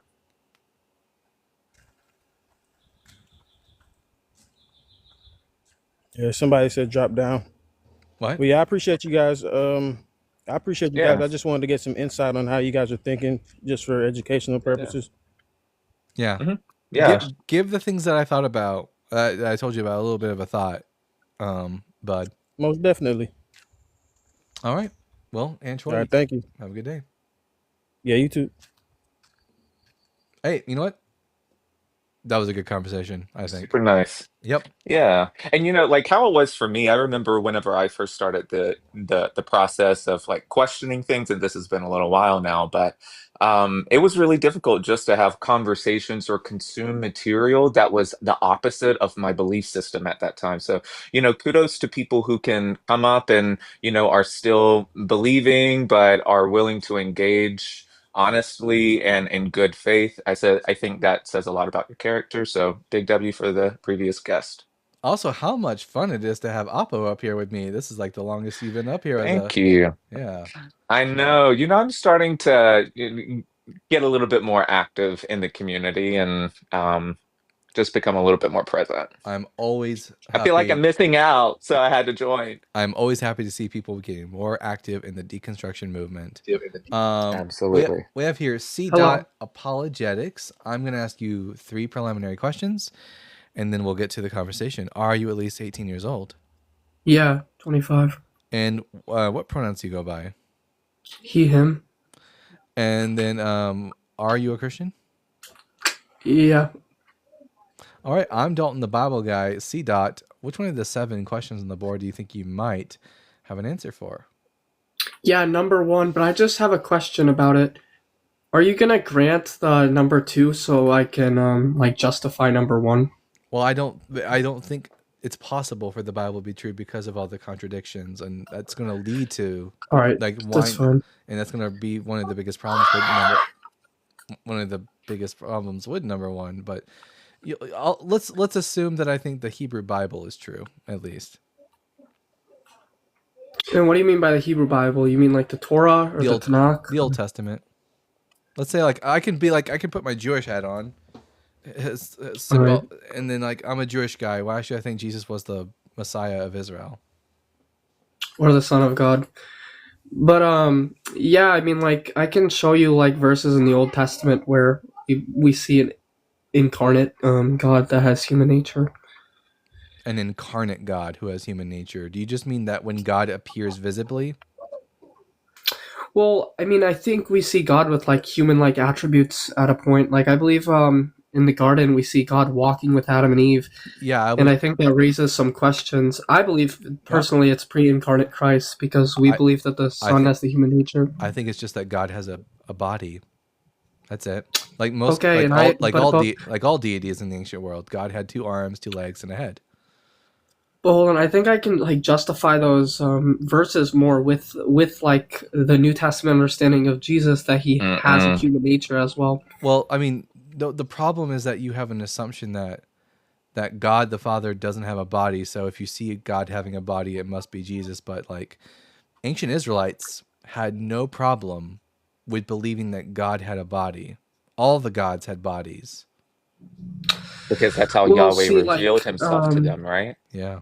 When we read like the verses describing the Father, we see stuff like God is spirit. We also read, I believe, in like that's in the Philippians. That's in the New Testament, but even then, spirit doesn't mean not having a body. The ancients thought that the gods were spirits. Like Zeus was a spirit, but God had a body. Yeah, but hold on. You have to justify that, like the Hebrews that we're talking about believe in the same spirits as like the ancient pagans. We don't have any reason to think the Israelites were just another group of Canaanites. We have no reason to think that their view of spirits was any different than their neighbors. I would need a reason to think that I would need to have a reason to think that thing in the text that separates that. Wait, hold on. Yeah, I can actually show this using the Old Testament. Do you agree that like the ancients believed in multiple gods? Yes, as did the Israelites. Okay, when you read Deuteronomy 6:40, I believe it might be, does it not say God is one? No, it says that's a mistranslation. The Hebrew is it's Deuteronomy. Is Echad? Echad. It's Deuteronomy 6:4. Well, I think that supports the Trinity. It doesn't. It says how does it not support the Trinity? I'm about to tell you. Shema Yisrael Yahweh Eloheinu Yahweh Echad. The better translation of this verse that most modern day scholars would go for, both Jewish and Christian, such as the New Revised Standard Version, Updated Edition, and the Revised Jewish Publication Society Translation 2023, translates Deuteronomy 6:4 as, "Hear, O Israel, the Lord is our God, the Lord alone." It's just it just means that God is, like, we only worship this God and we don't worship the other gods. It doesn't mean that there are no other gods, and it's not a statement about the, like, ontology of God. Well, hold on. I actually agree with that. C-dot. And that would go back to when the scripture states that the Israelites were Yahweh's allotted portion. So it would make sense for them to say that God alone that they worship. Well, hold on. Here's the thing. I actually agree with that translation because I believe that, like, for example, that there's lesser gods in the sense that, like, demons are technically, like, divine entities that are corrupted. There's never been a demon in the Old Testament. There are spirits from God, Yeah, that's and some fine. of It them doesn't act matter if it's, like, malevolently, but that's like different words and meaning. that's just semantics. There's no difference between angels and gods, really. I mean, like, that's fine, I guess. Like, we even affirm that angels are, divine beings, right? In the Canaanite pantheon, there's also the high god and all the lesser deities underneath him. So that's no different. Okay, but you have to justify that, like, the Israelites are gonna believe in this Canaanite pantheon. Just because they're in the location doesn't necessarily mean. No, you would need to give me a reason to think that they don't believe in their existence. Well, yeah, because we know that they don't believe in the same gods as the other Canaanites. It's explicitly mentioned. They don't worship them. It's different. Yeah. Like, do you okay? I can acknowledge. Hold on. Like, I can acknowledge. That's literally the difference. Wait, hold on. Do you know who do you know the name of the chief deity of the Canaanites? Is it Baal or Dagon? I might be forgetting. Neither. Baal and Dagon were lesser deities. They were sons of this. They were sons of the chief deity. The chief deity of the Canaanites was a god named El, also called El Olam, El Shaddai, El Elyon. Does that sound familiar? Yes. Yeah. No. I know what you're talking about. You do. That's also what the Israelites believed was God's titles. The Israelites it's fine. believed in the same chief deity as the Canaanites. The only difference is that the Israelites excluded the worship of the other deities. It doesn't mean they didn't think they existed. Well, it just means that they weren't allowed to. You'll show me where they think that the gods don't exist. Well, here's and you also can't disagree with something you didn't know about 2 minutes ago. Do I get to speak? Yeah. So what I'm saying is, I agree that they always crash out. Hold on, Opal. I agree that they use different terms for, like, they use different words for God, right? Like El Elyon. I agree that that's a word that they use to refer to Elohim, right? And the thing is like, you have to justify that because they use the same name, that they're talking about, like, the same ontology. Also, I agree that hold on. You have to justify that. Yeah. So, like, no, I don't. Wait, you're making C-Dot. You just made a statement. C-Dot. When we look at the Israelites, what we see is we see the Semitic people that live in the land of Canaan who use the same alphabet and the same language as the rest of the Canaanites. Thank you. I agree. And they worship a god who goes by the same name that has the same function as the chief deity of the Canaanite pantheon. So we also know that the Jewish people of today, which are the descendants of the Israelites, are genetically related to the Canaanites. So if they're genetically related, that means they're not a special people group from Mesopotamia. So if they are related to the Canaanites, have the same language as the Canaanites, and then their chief deity is the same deity that the Canaanites worshipped, they're just another group of Canaanites. Dude, I think you're just not understanding what I'm trying to say. I affirm that, well, I just don't think you're following. Oh my gosh, you can't affirm something that you didn't know about. I'm trying to speak, dude. I'm trying to have an honest conversation with the Bible. Just calm down. Just calm down. Why am I calming down? You're interrupting me. Just cite us a Bible verse where they say that these other gods don't exist. I believe that they do exist. Hold on. In a special manner, because I believe that, for example, Baal, which you already agreed is the lesser god in their pantheon, does exist in the sense that he's a fallen demon. Where's that in the Hebrew Bible? No, justify that. Yeah, where's that in the Hebrew Bible? This is going to be an exact word fallacy. No, justify it. No. It's going to be an argument from silence. No. C-Dot. If you want me to think that the Israelites had a special supernatural belief that the other people around them didn't have, then you need to justify that. We don't start with the assumption that your theology is right. You need to show us why we should believe that the Israelites thought that the other gods were like just fallen demons. I mean, like, hold on. Yeah, Deuteronomy 6:4, I believe. Deuteronomy 6:4 just says that we only worship Yahweh. It doesn't say that other gods are. It doesn't say that. Okay, let me use an analogy for you. Do you know who Akhenaten was? I actually don't. Akhenaten course. was a pharaoh of Egypt. He's Yo, the you want to father. insult? He's the Yes. hush. He's the father of King Tut.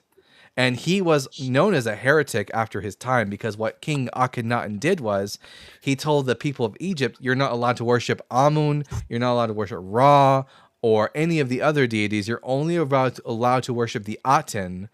But just because you were only allowed to worship the Aten, that didn't mean that they thought that the other gods were somehow no longer deities. The same would be true for these monolatristic Israelites. You would need to give me a reason why the statement only worship Yahweh means that other gods aren't actually gods. So here's the thing: you keep like missing what I'm trying to say. Not only do I believe I'm not that missing what you're that these saying. beings exist and that they are deities, but I don't believe they're for worship. I'm not missing what you're saying. You are making the claim that these other deities aren't actually deities. They're just fallen demons. And you need to substantiate that from the Hebrew Bible. No, I agree that they're deities, but I don't believe that they're, we should worship them. Hold on, Abbo. Do you want a one-on-one debate me? Because you're talking all this smack and interrupting me. Stop crying. Yeah, it's just complaining at this point. It's meta bitching. Oh, really? But you're just a bad interlocutor, and you I'm cutting you off. Answer the question. Yeah, I agree that they're deities. I just don't agree that they should be worshipped. That's fine. Because I believe that they're false deities. You're no different than Akhenaten then. Yeah, you're just giving me like a cross reference to a different religion. Yeah, a different time. The Israelites were no different than the people under Akhenaten. That doesn't mean that other gods don't exist. So I don't even remember how we got into the topic of multiple deities existing because it has nothing to do with Jesus failing to meet the requirements to be the Messiah. Okay, but your prompt also says Son of God, and that's what I wanted to talk about. Fine. Prove that Jesus was the Son of God. Yeah, so what I brought was, evidence of pre-incarnate God, and then you just went off about like polytheism and how. No, you need to demonstrate that Yahweh was like flesh and blood in the Old Testament. If you want to say pre-incarnate, pre-incarnate. Okay, yeah. Well, the term was God walking with Adam and Eve? Yeah, but God just had a body. So what? Okay, so he was pre-incarnate. Thank you. Pre-incarnate means that God would go on to become. He had a physical form. No. That would mean that God would go on later to become incarnate. Pre-incarnate means before incarnation. That's begging. He assumed the physical form, yeah. No, not assuming a physical form. Yahweh just has a body. No, he doesn't. Can you justify that with any scripture? As demonstrated in the Old Testament. Demonstrate throughout that. Throughout the Hebrew Bible, God is repeatedly described as having a physical body. And the Hebrews never once say anything like, God doesn't have a physical body. He just assumes one in order to interact with us. I would need a good reason to treat the Hebrew Bible differently than other ancient Near Eastern texts. Well, I can just assume that it's like metaphorical or anthropomorphic. No, you don't get to assume that. You need to demonstrate that from the text. Show me where in the Hebrew Bible it ever says that God's physical presence description is metaphorical. Otherwise, I'm not going to believe it. I'm going to treat the Hebrew Bible. Well, that's just going to be exact word fallacy. I'm going to treat the Hebrew Bible the same way we treat every other ancient Near Eastern text. If you're not willing to say, if you're not willing to grant that, okay, are you willing to say that anytime Marduk is described as having a physical body in the Enuma Elish, that's metaphorical? Well, no, because I don't think like Marduk has the same properties as what we would describe as Yahweh. Well, prove that. Yeah, hold on. I can just get a secondary device and pull this up. Well, you should know since you made the claim, right? Yo, Appa, are you just gonna like keep talking smack, or is do you want to is Yahweh all-knowing? I'm gonna do that too. Yeah, I can see that Yahweh is all-knowing. So Genesis 18 describes Yahweh as learning new things. Yeah, well, can you actually pull that verse up? Because I actually want to analyze that. You've never read it? Buddy, not everyone's read the entire Old Testament. Or some of us, namely you, haven't even read it once. Let's see. Genesis chapter 18, starting from verse 22. So the men turned... Oh, wait, actually, no. It's actually verse 20. Then the Lord said, how great is the outcry against Sodom and Gomorrah, and how very grave their sin. I must go down so I must go down to see whether they have done altogether according to the outcry that has come to me, and if not, I will know. What does that mean? I can just take like IP's position on this, like it's Not IP. Yeah, so Okay, I can I'm just gonna go say, read it right, too. that Oppo, do you have a problem? Like, can I speak? Thank you. Yeah, Can I so speak? Thank you. I said speak, ding dong. So Speak. I That's what said I said. that I can just hold to like IP's position, right? Where it's Justify IP's position. it's just like for the same sense that you would say He's your not a church daughter like elder. stole a cookie. Hold on, let me speak. You would say why to them? Why did you steal a cookie? Right? You probably know why they did that. You're just trying to actually like confront them. No, you are No, you're confusing. You're very confused. You're actually giving the apologetic for Genesis chapter 3, where God says, "Where are you?" That's not the apologetic you want to employ here. We're talking about Genesis 18, where God specifically says to Abraham that I have to go down to Sodom to see if the outcry is altogether as I have heard, and if not, I will know. Did Yahweh make a true statement to Abraham? Yeah, so what I said was just that like he's just gonna be like confronting them one. Also, we could also say this is like agency of some kind. No, but Yahweh is going to go judge Sodom, not Abraham. He doesn't need to lie to Abraham. He can just say to could God just not say to Abraham, by the way, Sodom is evil, and I'm already there because I'm all present, and I'm going to judge them. He doesn't need to say, I'm going to travel to Sodom to see if they are as evil as I have heard.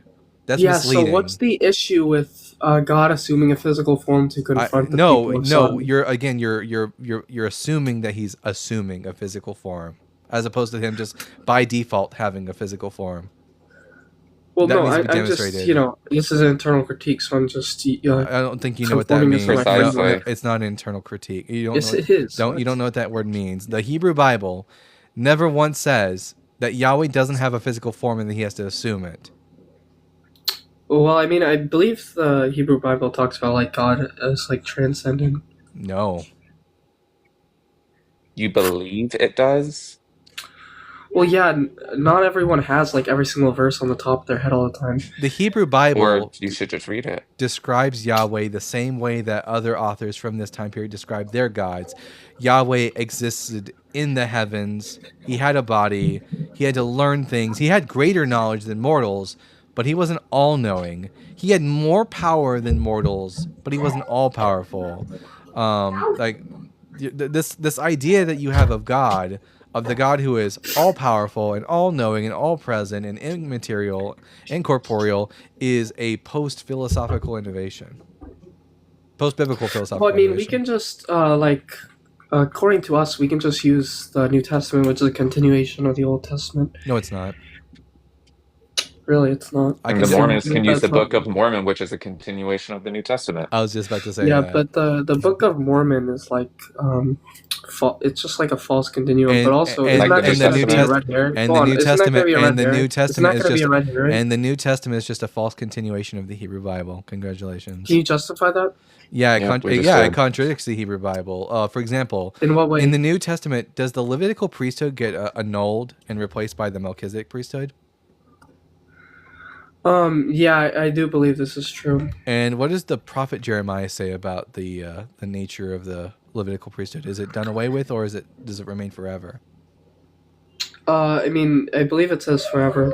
Forever. So one says not forever, one says forever. Sounds like the New Testament's contradicting the Hebrew Bible. Well, no, because I believe we have verses in the Old Testament talking about how God can actually remove things from a I believe a tribe because they're not. So when God says that when God said something is forever, He lied. Well, it was forever until they decided to. That's not what was stated. Hold on. Next time he interrupts, I'm leaving because he. Keep interrupting him, Oppo. I don't care. So C-Dot, you're gonna have to show me where it says in the Hebrew Bible that the Levitical priesthood was conditional. Go ahead, do that, bud. I muted you, by the way. Well, I can just say it's in the same way that it's with Adam and Eve. They would have been in the Garden of Eden forever, but then they ate the. They ate the. So by assuming, you're just going to keep assuming things. We don't do that here. We don't make assumptions. You need to demonstrate it from the Bible that the Levitical priesthood was conditional.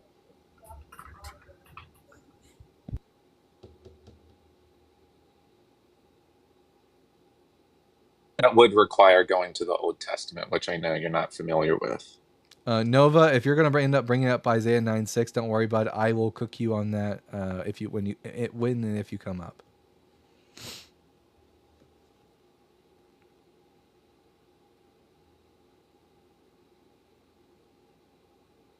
All right, bye, C Dot. Oh, let me get my. Actually, I wonder if y'all can hear my soundboard. If I here, I'm gonna play a sound. Let's see if you can hear it. Could you hear it? yeah. Okay, fantastic. We got a runner.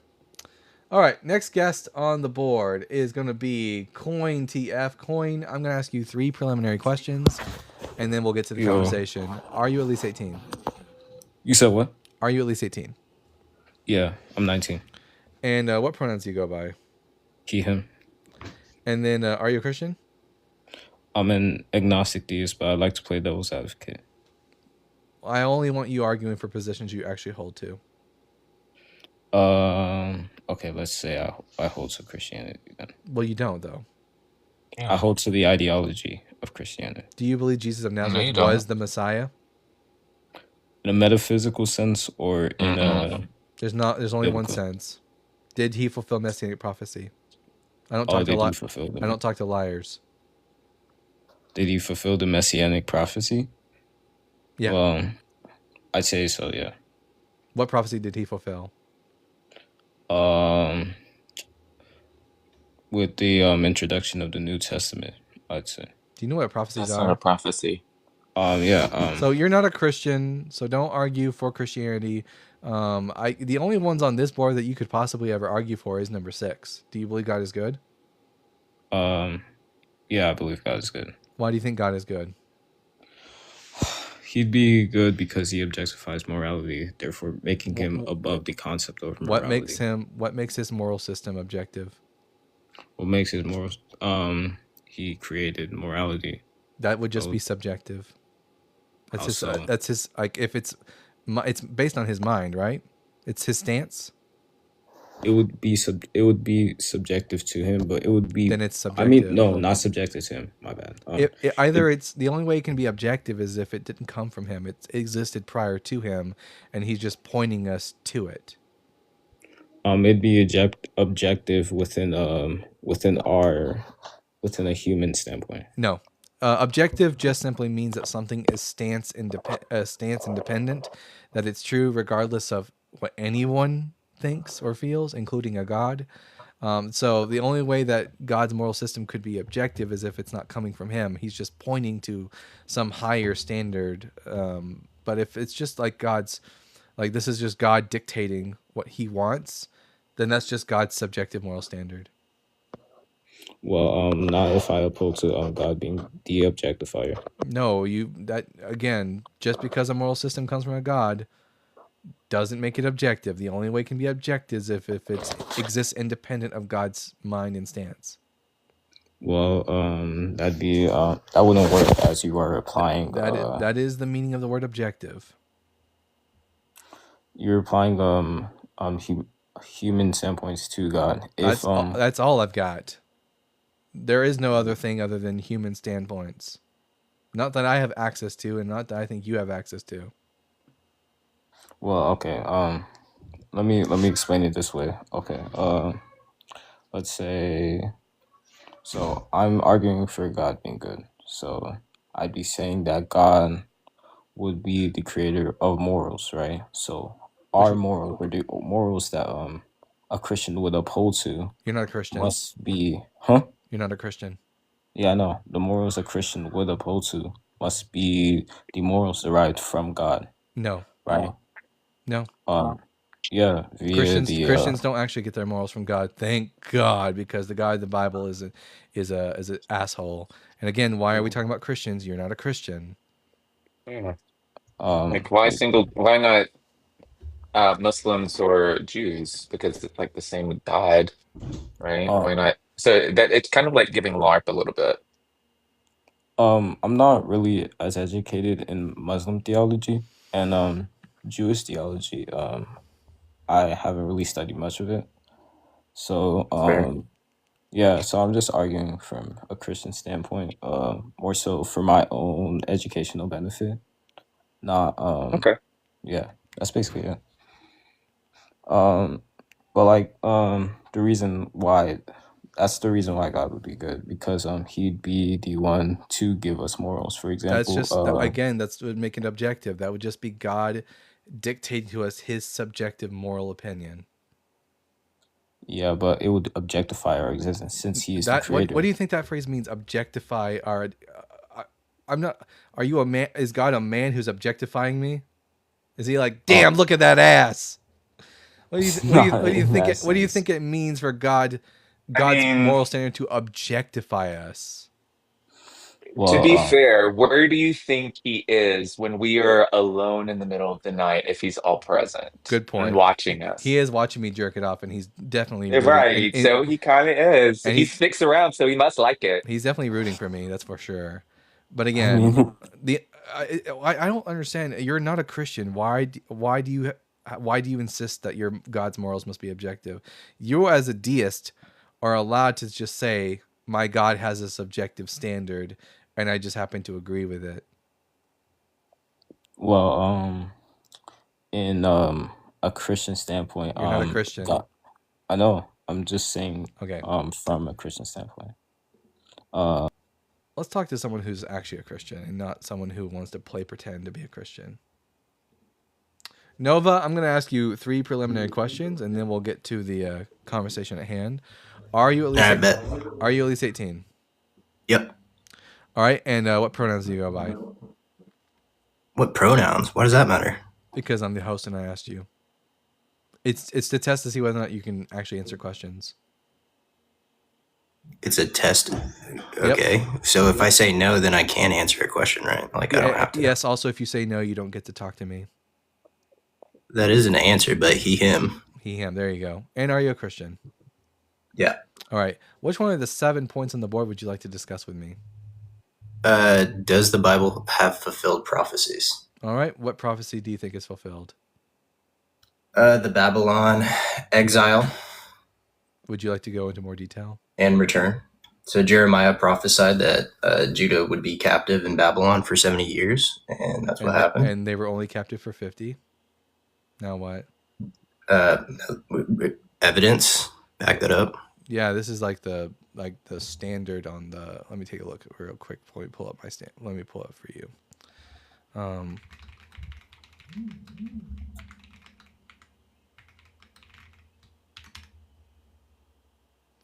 Let's see. Often dated from the destruction of Jerusalem, which took place when?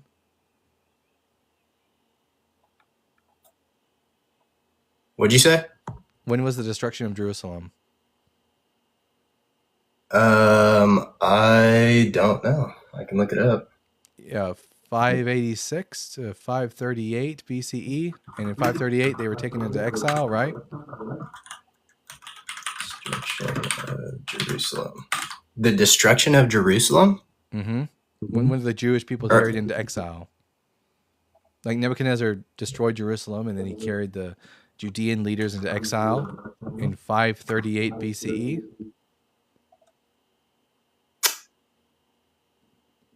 It says King Nebuchadnezzar, so it says 586 BCE. That's when the destruction began, but when did it finally culminate? When did it culminate? Yeah. I don't know. What is your 538 BCE? All right. Well, I just Googled it and it just says 586. But go ahead. So 538 BCE, and then when did the Jewish people return from exile?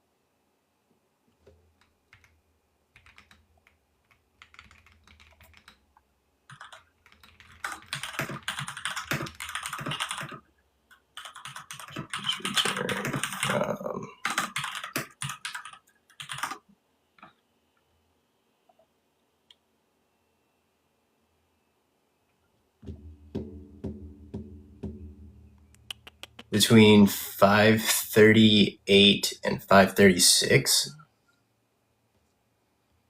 536.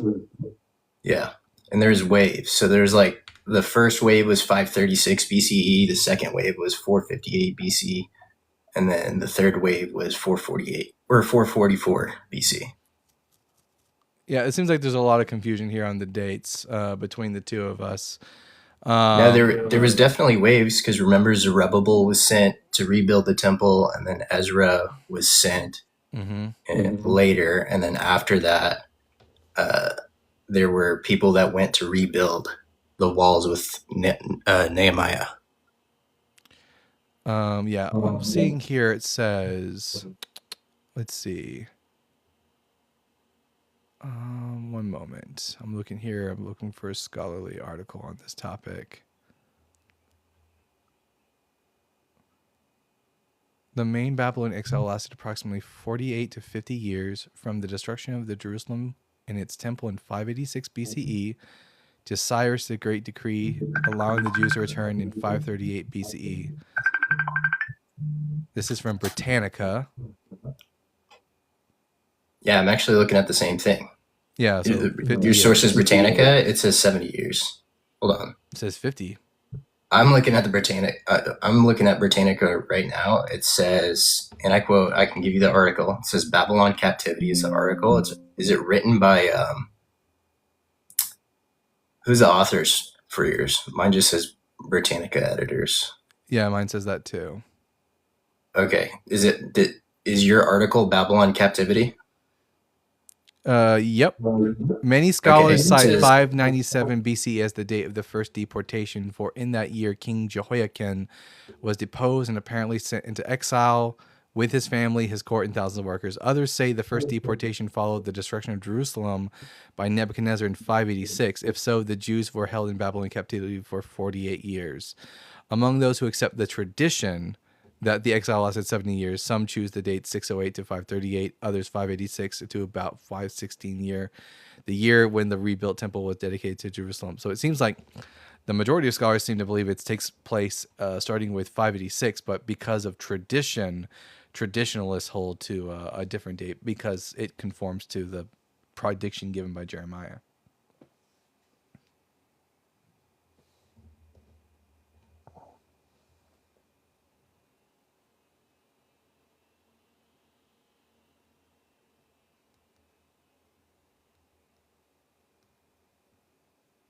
Oh, is he still here?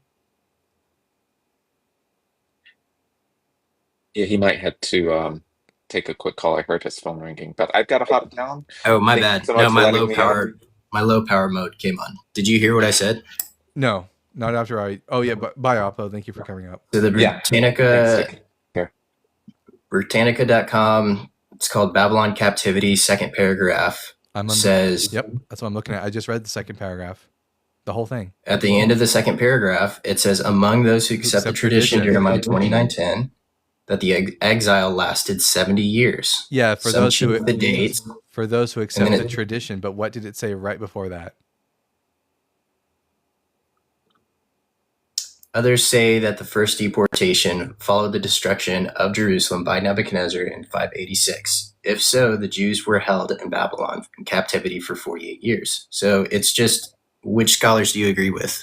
I don't. The ones who do not support, like I support data over dogma. So if like their entire argument for like why it had to be 70 years is because that's what the prophet said, that's not a very compelling reason for me. All right. Well, agree to disagree. Sure, bud. What do you think? You got anything better than that? As far as prophecies? Yeah. You think Jesus fulfilled prophecies? I got it. I got a ton. Let's go through these.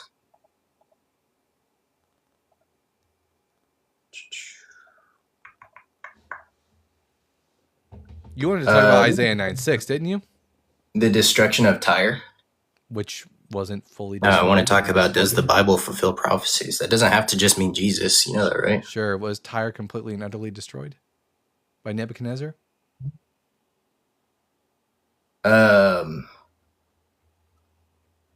So how does the prophecy go again? Ezekiel predicted that the stones, timber, and soil of the city of Tyre would be cast into the sea. And then Alexander the Great used the ruins of the mainland city to build a causeway to reach the island fortress of Tyre in 332 BC. Did the prophet Ezekiel say that it would be the king of Greece, or did he say it would be Nebuchadnezzar? So Ezekiel 26. Ezekiel 26. In the 12th year, what does it say? In the 12th year, in the 11th month, on the first day of the month, the word of the Lord came to me. Mortal, because Tyre said concerning Jerusalem, Aha, broken is the gateway of the peoples. It is swung open to me. I shall be replenished now that it was wasted. Therefore, thus saith the Lord God, see, I am against you, O Tyre. I will hurl many nations against you, and the sea hurls its waves. Many nations. They shall destroy the walls of Tyre and break down its towers. I will scrape its soil from it and make it a bare rock. It shall become in the midst of the sea a place of spreading nets. I have spoken, says the Lord. It shall become plunder for the nations. Its daughter towns and lands shall be killed by the sword. Then they shall know that I am the Lord. For thus says the Lord God, I will bring against Tyre from the north King Nebuchadnezzar of Babylon, King of kings, together with horses, chariots, cavalry, and great and powerful army. Your daughters, towns, inland, he shall put to the sword. He shall set up a siege wall against you, cast up a ramp against you, and raise a roof of shields against you. He shall direct the shock of his battering rams against your walls, and break down your towers with his axes. His horses shall be so many that their dust shall cover you. All the noise of cavalry wheels and chariots, your very wall shall shake when he enters your gates, like those entering a breached city. With the hoofs of his horses, he shall trample all your streets. He shall put your people to the sword, and your strong pillars shall be fall to the ground. Then he will take your riches and plunder and your merchandise, and shall break down your walls and destroy your fine houses. Your stones and timber and soil they shall cast into water. I will silence your music of your songs. The sound of your lyres shall be heard no more. I will make you a bare rock. You shall be a place of spreading nets. You shall never again be rebuilt. That's a problem. You shall never again be rebuilt. For I, the Lord, have spoken, says the Lord God. First and foremost, does Tyre exist today? Not the original city. Whoa, rebuilt. What does rebuilt mean? Hey, can you hear me? Hey, what's up, Sork?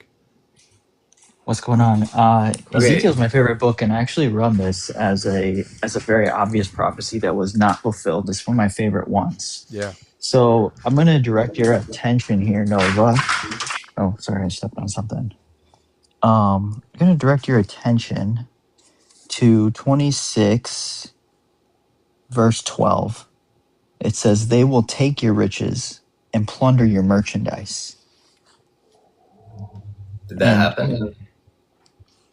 Well, no, it did not. He just read it for you. He just read the whole thing for you. So it starts in verse 7. It says, I'll bring against Tyre from the north King Nebuchadnezzar of Babylon, King of kings. And then it continues, it says, they will take your riches and plunder your merchandise. Now, you disagree, you say? Yeah, that's what happened. You disagree with your own prophet. No, I agree with my prophet. I said that's what happened. No. Let's flip 3 chapters later. We're going to go to chapter 29.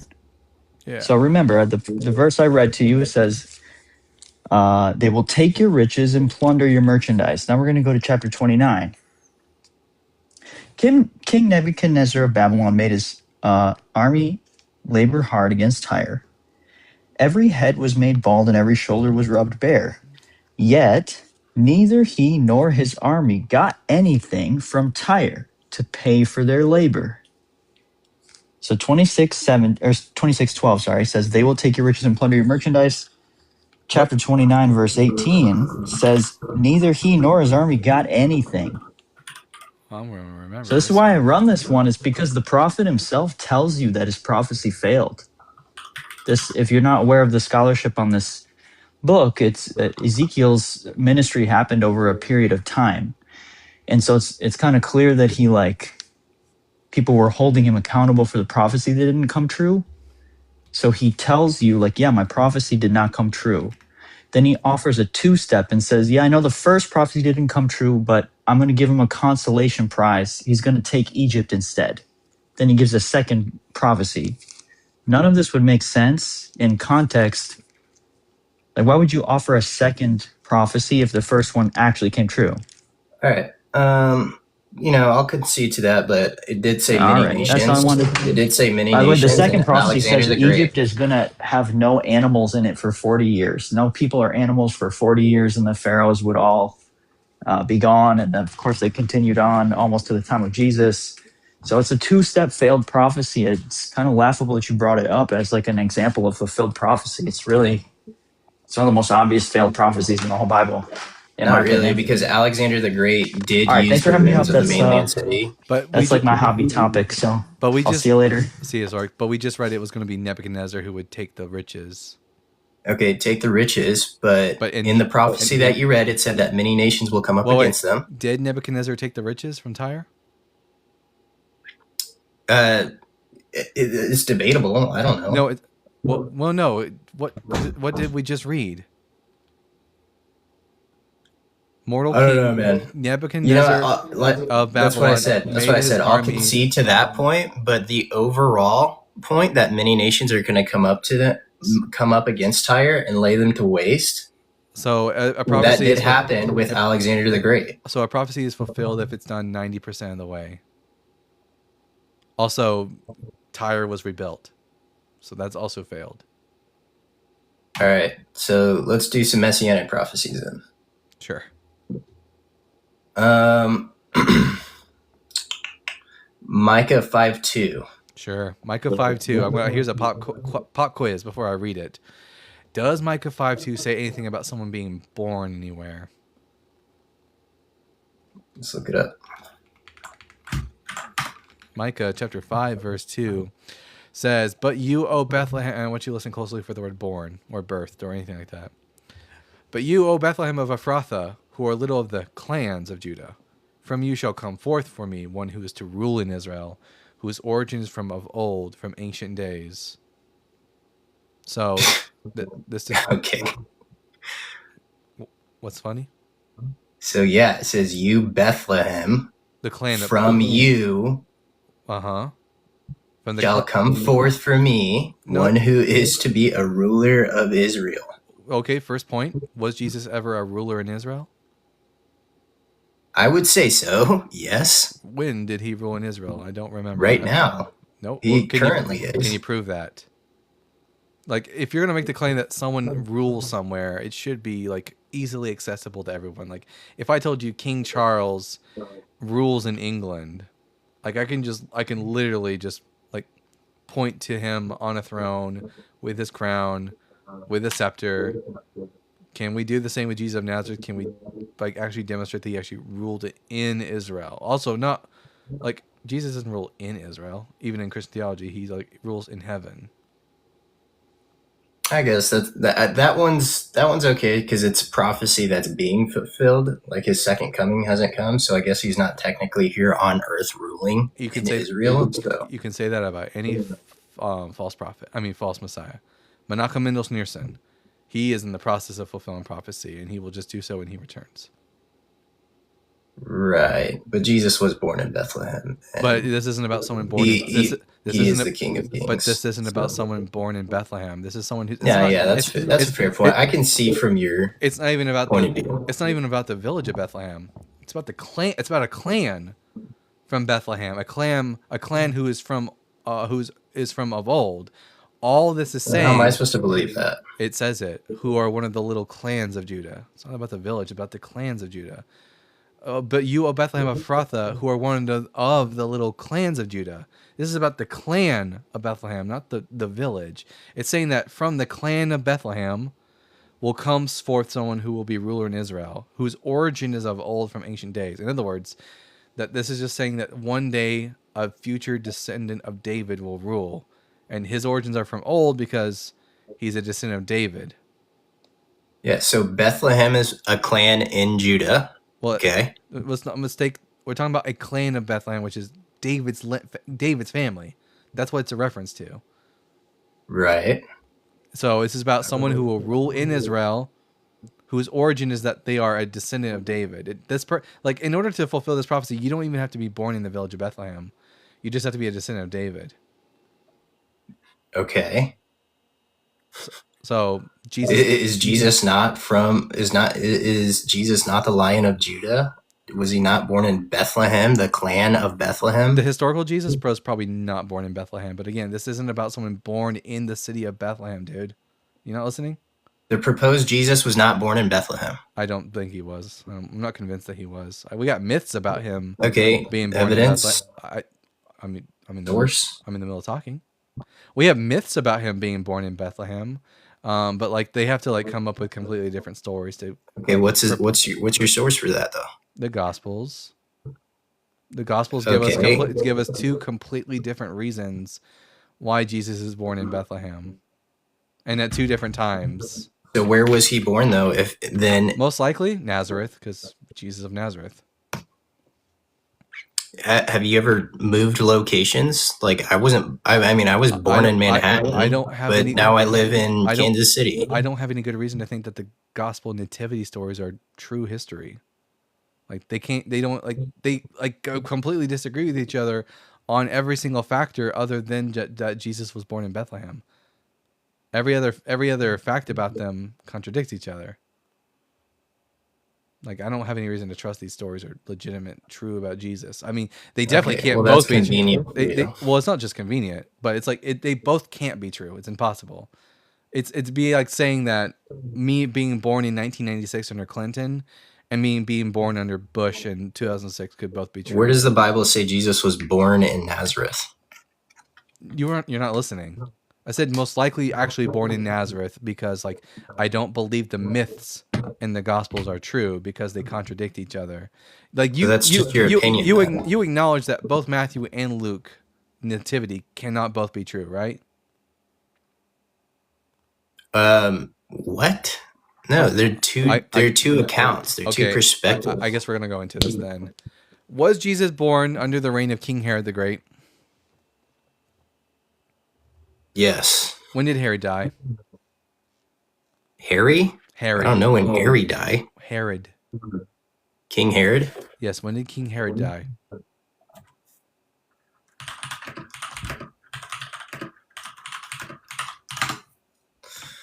Says Herod the Great died in 4 BC. All right. Was Jesus born during the census under Quirinius?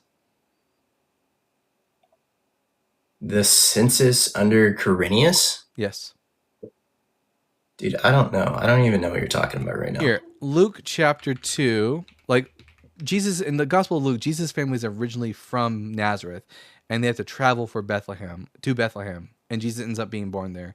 Do you remember why they traveled to Bethlehem? Yeah, because Herod was killing all the babies. No, that's the Gospel of Matthew. In the Gospel of Luke, the reason they end up in Bethlehem is for this reason. In those days, a decree went out from Caesar Augustus that all the world should be registered. This was the first registration and was taken while Quirinius was governor of Syria. All went to their own towns to be registered. Joseph also went from the town of Nazareth in Galilee to Judea, to the city of David called Bethlehem, because he was a descendant from the house and the family of David. He went to be registered with Mary, to whom he was engaged and who was expecting a child. So the reason they go to Bethlehem is for the census, right? It could be both and. Okay, ask Google, when was Quirinius when did Quirinius do his taxation? What year? Wait. So, okay, so didn't they go to Egypt or something because they were trying to flee? That's in the Gospel of Matthew, bud. We're talking about the Gospel of Luke right now. Well, I'll show you why these are not. There's a contradiction here, and we'll get to that. But when was Quirinius the governor of Syria? Yeah, tell me, dude. I don't want to have to look up everything. 10 years after Herod was already dead, in 6 CE. So Jesus cannot be born under Herod the Great's rule, but also during the census of Quirinius. It's impossible. All right, I'm looking at the Biblical Archaeology Society, and they're saying it's 4 to 1. 4 to 1 what? What's 4 to 1? Like, that's the range. What's 4 when to Herod 1? died? No. 4 to 1 BC. Herod the Great ruled in Israel from 40 BCE until his death in 4 BC. You said 6 earlier, though. No, so I didn't. I didn't know where that number came from. 6 CE is when the census of 6 CE, which is not the same as BCE. 6 CE is when Quirinius was the governor of Syria, not when Herod ruled. So Herod died in 4 BCE.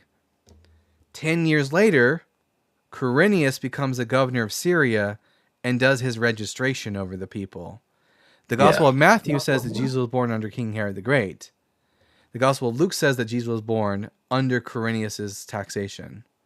Yeah, okay. I'm not gonna lie, you're getting me lost in the sauce a little bit, but I will say that I'm very impressed with your like knowledge base. Like, what's your? I'm not trying to glaze you. I'm just like interested. Like, what's your background? How do you know all this? I've practiced Protestantism, Catholicism, and Judaism at different points in my life. Oh, that's insane. Okay.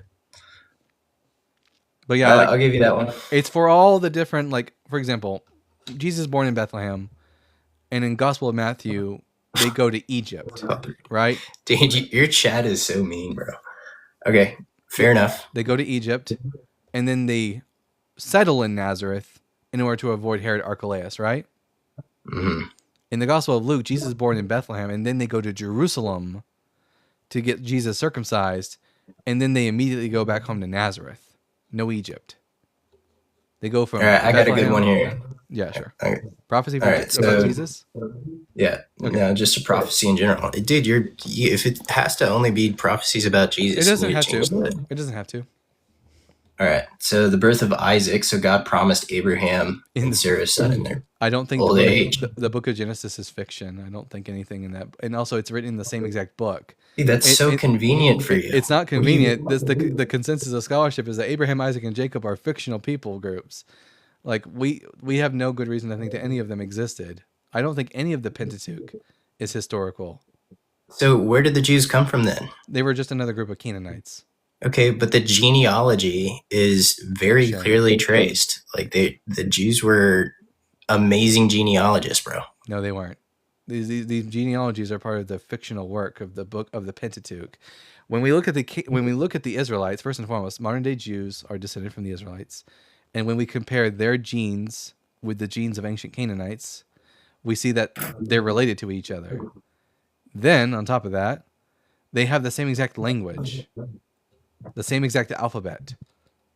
They worship the same chief deity as the Canaanites. Do you know who the chief deity of the Canaanites was? Who? It was a god called El, also called El Shaddai, El Olam, El Elyon. These are all titles of God in the book of Genesis. In fact, there's a Canaanite king in the book of Genesis who's called a priest of El Elyon. I just think it's interesting that your dialogue tree, like anytime something can't be proven, like a prophecy can't be proven, you just kind of like resort to the Bible's a fairy tale. No, so it's not. Like, it's not. No, no. I know you. I just don't think it's very fair. No, Nova. I have reasons to believe that Abraham, Isaac, and Jacob did not exist.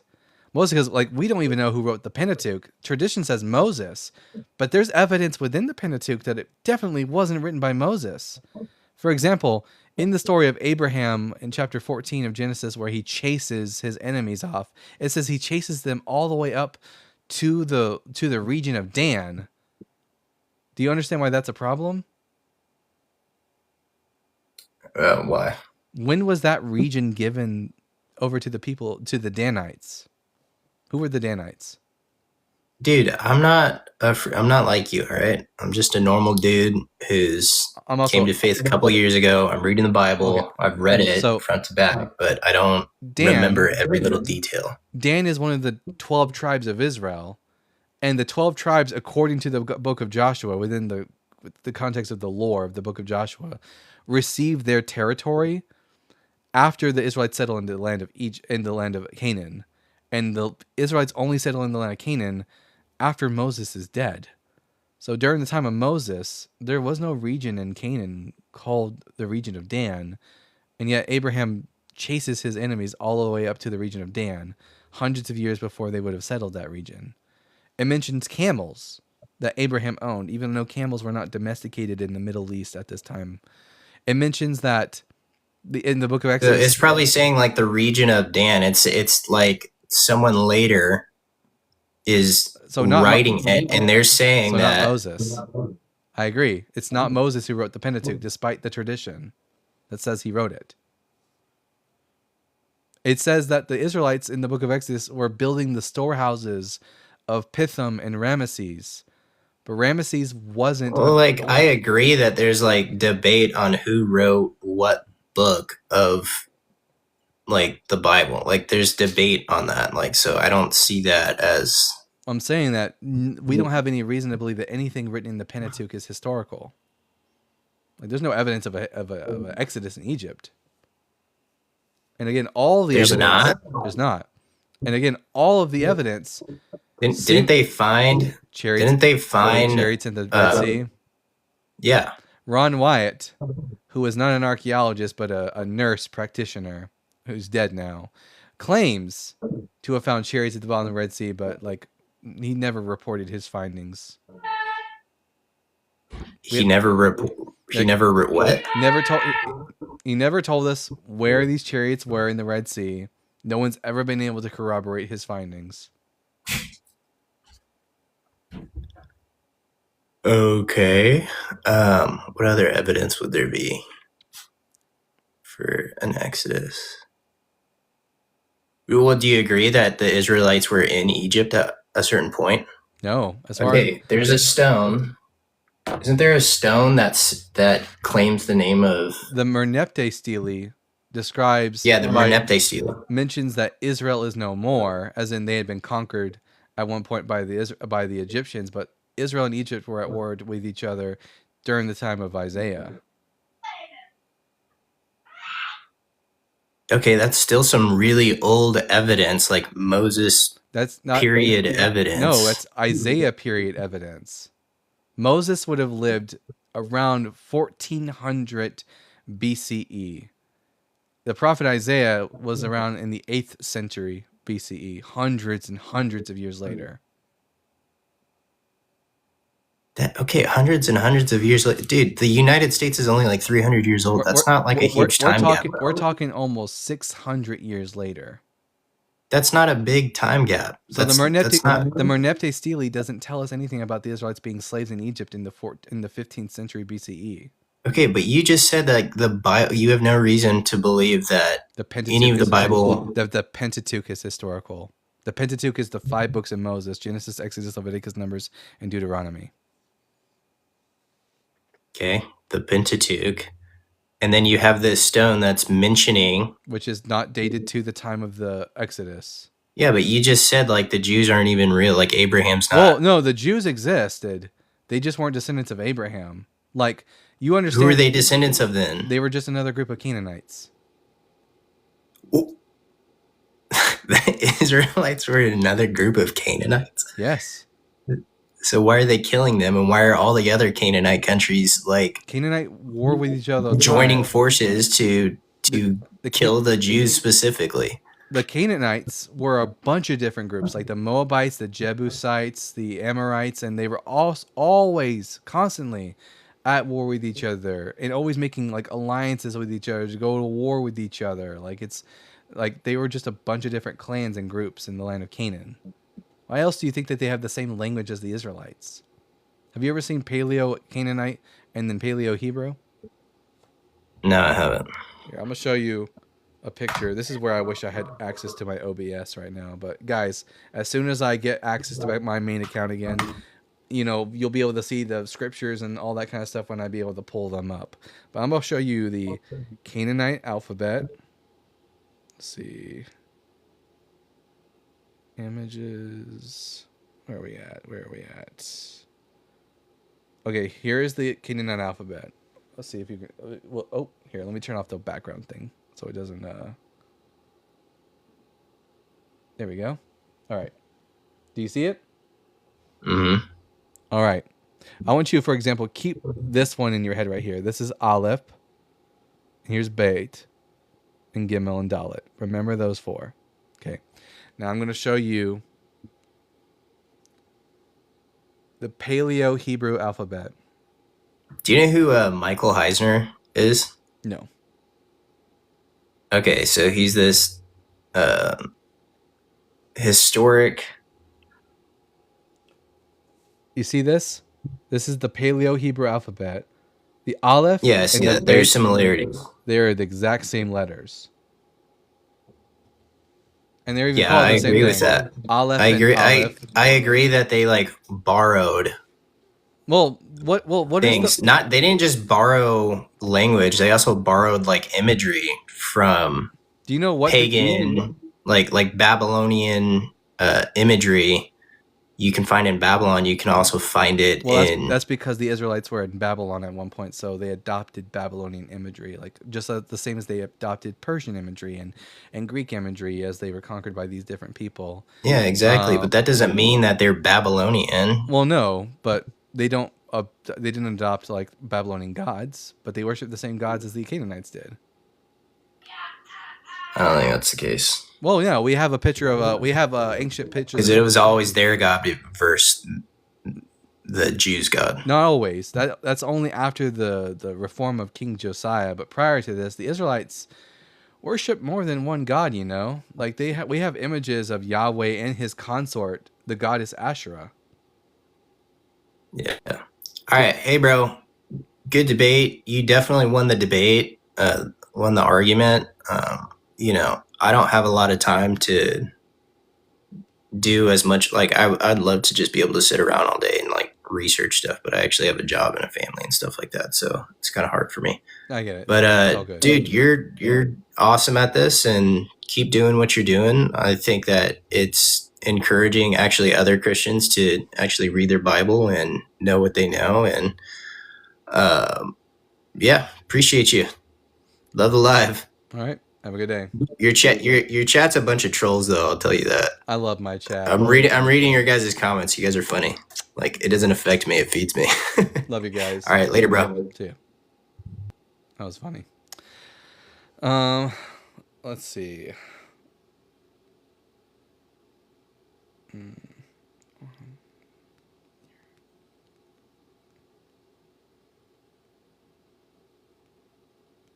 Lobster. Let's see. Dalton, what the fuck happened to your account? So, Sir Game a Lot. Until on the 20th, I've been like bananaed on my main account. So I think it's like on the 26th is when my account unlocks, and then I'll be able to go live on YouTube again.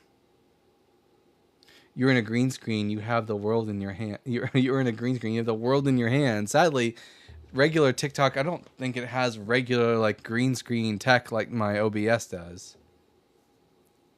I thought they stopped doing the bananas. I wish they did, but yet here we are. What did I do? I made a BJ blowjob. I made a BJ joke, and the internet and TikTok gods didn't like that very much. All right. Oh, friendly. Here we go. Finrear's son. Hey, bud. You almost lost it again right there. You almost let it slip. TikTok was watching you like a hawk, and you almost just let it slip once more. As your lawyer, I feel like I need to sit here just to make sure you don't fuck up again. It's not my fault that I always have BJs on the mind. Oh, well. Yeah. I suppose, yeah, that makes sense. I got a VO for saying the name of an STI. Wow, crazy. I got restricted for calling Zach Laser a punk. I know. Like as a joke. Yeah. But guys, oh yeah, I forgot. Yeah, who was it that said one of you? I think maybe it was Josh said that they recorded. I think I'm going to start doing this thing where I don't always do this, but maybe on my days off, if one of my friends sends me like some crazy Christian live, I might go in there and like school them, because apparently people like that. I went and looked on my YouTube studio, and hey Godless, good to see you there, bud. And I got like this last video I did with has got more comments on it than any video I've ever made. Like most of my videos have comments like, here, this one has 15 comments, this one has 5 comments, this one has 122 comments. People love the bloodbath. I got one comment from, the first comment that pulled up was from you, Velvet Worm. So happy to see you going on other live debates. Oh man, what a complete spaz! Clearly at the top of the apologetic game, referring to Dylan. Yeah, but that one didn't get monetized though, sadly. So you know, it is what it is. They claim they never lost a debate. Oof, oh boy. That's what they'll always say, I'm sure. Anyways, everyone make sure you tap that screen. We still got another 40 minutes left of the live, so if you're a Christian and you'd like to come up and give me a good old talk about one of the 7 topics on the board, come on up. Let's have a conversation. I promise I don't bite unless you ask me to. I will be uploading violation warning. Come on, TikTok. Anyways, sounds like NDR or Darth. Who's NDR?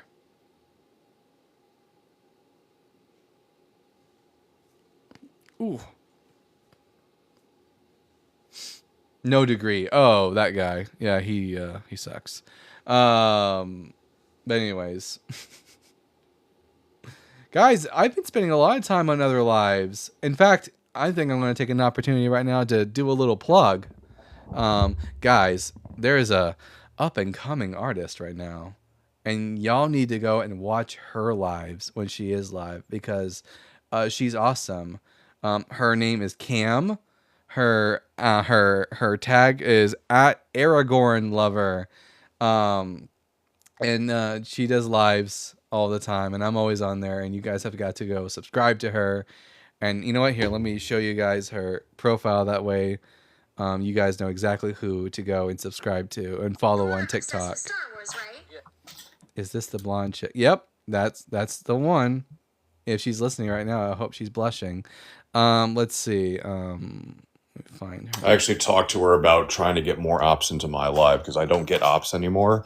And we decided that it must be because of the pink background. If I had more pink background, perhaps they would come up more often. That would hurt. Is lots of pink, as you can see. Yep. But you can see everyone. That must be it. This is Cam's profile. Cam with a little Saturn on it. Make sure everyone that you go over and like follow her, and then on her videos tell her that the Bible guy sent you. Do that for me. She's out shopping right now, so I don't think she can hear us. But you know, that's it. That is what it is. I think it's the misogyny. Wait, they're misogynist against Fenrir? Yep. Yes, they all are. They tell me to go back to the kitchen. It's wild. James says, I'm following her, bro. W for James. Like, what's... Zach Bishop says, like, where is your substance? It's in my belly. What's her at? Her at is... Here, I'll put her at in the comment section so you guys can follow her. It's... oh, my gosh, my stomach. Did y'all hear that? That's crazy. Aragorn Lover. There we go. Yep, there you go. That's her at. Make sure and go, and she's got 2,000 followers. I think that we can like bump that up a little bit. I think I'll probably do that. I'll probably push her out again as soon as I get back onto my main account where I got like it's crazy because I'm on my backup account right now. And I've only got, let's see where we're at right now on the backup account. Because on my main account, we got 11,000 followers. And on this account, we have, let's see.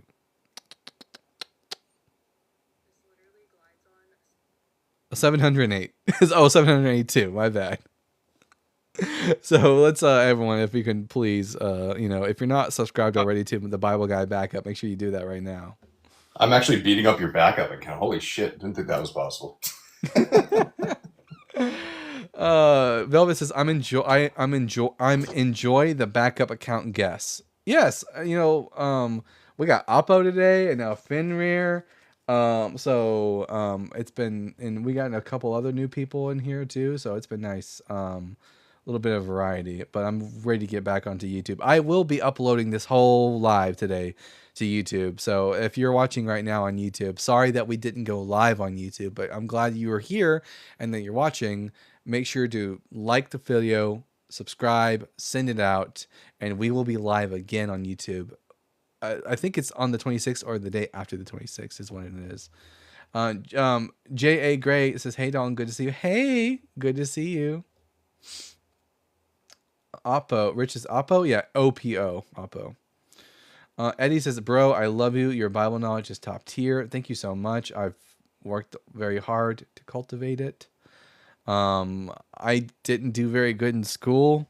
I wasn't very good in school, but I was reading my Bible, and I, for the longest time, I thought that I had wasted my high school years, but turns out I finally am getting to use the thing I was doing in high school for my job, so that's great. Did Roger run? Who's Roger? Did I have a person up here named Roger? I don't think so. Roger. Learning is never wasted. That's just hard to believe given your retention of all the information. Oh man, and the Vintage Witch says Cam is fabulous. 100% agree. 110% agree. Retention. It's like I have ADHD and maybe a touch of autism. So like, when certain people like me, when they find a topic that they like, they obsess over it and they become like really advanced in that topic. But in all other areas of life, it's because they don't there's no interest there. Therefore, like it doesn't work the same. I mean, if I could go back in time, I wouldn't. But if I could and it had to, I would do a lot better in high school. I love being in her panels. I also need to start back going live again myself. I'm always in cams. Yeah, hell yeah, absolutely. It's so much fun, for sure. Not diagnosed, but we're pretty sure the t-shirt I need. Yeah, listen, guys, y'all know Ashland. Literally one time when I was like with Ashland in person, she looks me dead in the eye and goes, "Do you have autism?" Oof. Like that's gonna be an oof for me. she knew me well enough that she could ask the question. So it was perfectly acceptable. But and to her credit, it might be true. How dare you be that accurate? Yeah, how dare you be that accurate? I never knew this about myself, but suddenly it all makes sense. Kimberly, gay as fuck, says Ashlyn is savage. I love her. She is savage. Ashlyn, I hope you're listening. Let's see. At the Bible Guy, have you done any Bayesian refutation? So many Christians use it as a gotcha. No, I'm not very good at math, and Bayes' theorem is like very math orientated. Let's see. Hey, I resemble that remark. You resemble that remark. Finn says, I was diagnosed with an ASPE, so you have Asperger's, when I was a kid, and ADHD as an adult. WAUDHD. So as a kid, I was diagnosed officially by a doctor with ADHD. And I was on medication for some time. But my mom didn't like the way it made me. She said I was always like... And I was like, yeah, Mom, I was focused for once. Thanks for that. It's amazing what Crystal will do for you, right? Oh, man. I actually kind of want to get back on some medication just to see if I would be more productive and be better at doing research, because I'm a procrastinator if there ever was one. Reverend Chad is another friendly. Hello, Reverend Chad. Good to see you here. Rev. That was an accident, Dalton. That was a what? Oh, that was an accident. Oh, okay, I see. Pokegurumi says, share the live, send your daily heart me, zap and tap that screen like the Romans tapped Jesus. Absolutely. As someone who is medicated, it's very helpful. It's genuinely helped me a lot. But yeah, guys, the way I can, for anyone who doesn't have ADHD, let me tell you what it's like. It is the mental equivalent of trying to walk quickly while you're waist deep in water and you're also in the middle of a fog. That's what it's like. I constantly feel foggy in my head. Do you know how long my research list is? It keeps getting longer. ADHD here. Yeah, like guys, I bought this book. It's on my shelf. I bought it like a month or two ago, and I still haven't fucking cracked it open, just barely. It's called Elohim, a biblical reassessment of Elohim. Yeah. So one of these days, and I've got this other thing that I'm supposed to be reading right now, and I'm trying. my friend Ichtheist, and y'all probably know who Ichtheist is. Ichtheist has like this expose paper that he's written on Gary, aka Darth Dawkins. And if you want to read it, make sure you reach out to Ichtheus and tell him about it and let him know that I'm the one who recommended him. But he's written this giant expose on Gary Milnes, and y'all should definitely check it out. Or just call Darth Dawkins Gary when you see him. He absolutely loves that. Everybody. I call him Gare Bear whenever I do talk to him. He hates it. Oh man, both my lights went out. What the heck is going on with my my thing is all, maybe they're too warm is what it is. I don't know. I'll have to get new ones. Actually, I wonder if here, one second. Let me grab my other light and see if it works better.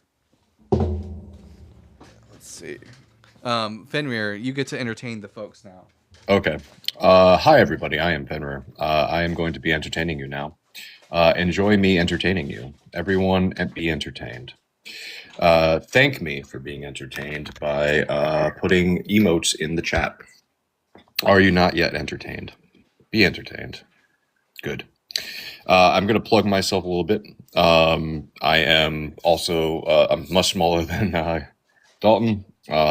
My biggest thing that I've been going for lately, I have a D&D game that I will be running on Mondays. Big announcement this Monday after the ending of this campaign. And it's going to be a lot of fun. Hope everybody can check it out. I do go on late, 10:45 p.m. Eastern Standard Time. I've been trying to do the debate thing. Ops don't want to talk to me. It's very sad.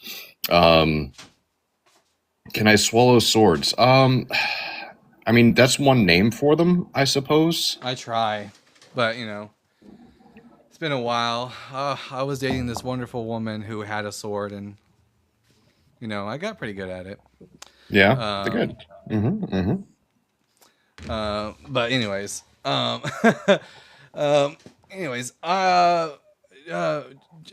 want to talk. I'll talk all day long. What's up, bud? Finally, we're awake at the same time.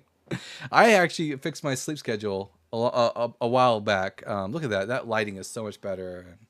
And I bought these other studio lights like a month or so ago, and they've shot out on me. Here, I'll give you guys a preview. Look, I bought this guy over here and that one, and they've given out, but this one has remained steadfast. I have a ring light and I can't use it. It gives me a headache. I kind of have to, because else the green screen doesn't get lit properly, and if it's not lit properly, then I'm not able to key out, and then it looks horrible. Yeah. Oh, the glasses friendly lights. Is that what they are? I mean, yeah, sure. But you can still see them in the. But yeah, anyways. I might just have to keep this one in here. I gave it to my mom, but she already has one, so I'm just gonna keep this one, I guess. The green screen isn't on, yeah, because OBS. I don't have OBS on, and I'm just using regular TikTok Studio, and I don't know how to use the green screen on TikTok Studio. Well, let's see if I can guide you through it, because I use TikTok Studio as well. So it's on backgrounds, but like the green screen backgrounds on here suck ass. Like wood plant paneling. You can always just put up your own picture in the background, whatever picture you want. This is my own picture. Oh well, there you go.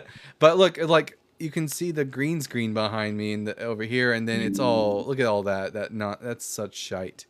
Not like having a good one. Oh, worthless slave for Christ says Christ fills me. Guys, Christ fills them. Oh my God, does he fill you every single night? That's crazy. I'm wondering if that's what they're actually going for. I think looking at this profile, I don't know. Velvet says, let's go somewhere new.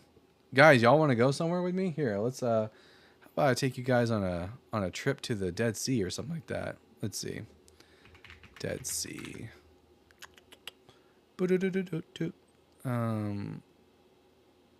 Save image as that dead ass. Custom. Well, where did it get saved to? Boop boop. Who's messaging me? Oh, that's just TikTok.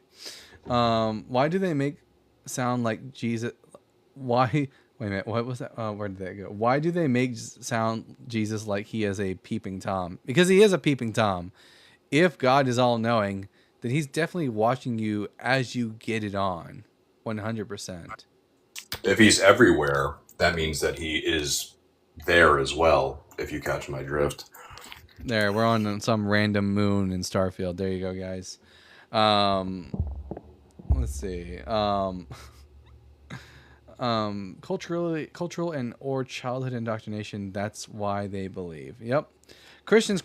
I'm Dalton, the Bible guy, resident atheist Bible expert, I guess. And I don't believe any of the propositions on the board are true, but you're more than welcome to come up and convince me otherwise. And I'm Fenrison, the deconstructionist social worker. If you need someone to talk to after Dalton runs you through the ringer, I'm here for you. An omnipresent being is capable of leaving a room, therefore not omnipotent. Yeah, not capable of leaving a room, therefore there's something they can't do. Yeah, he wears his hat backwards on his backup. I wear it backwards on my regular show too. No, guys, what I'm not doing on my backup is no underwear. No, I'm just kidding. I don't do that on the main channel either. But let's see. Y'all can't see me from the waist down. You don't know. F. Rolf. I'm gonna ask you 3 preliminary questions, and then we'll get to the conversation at hand. Are you at least 18 years old? What was that?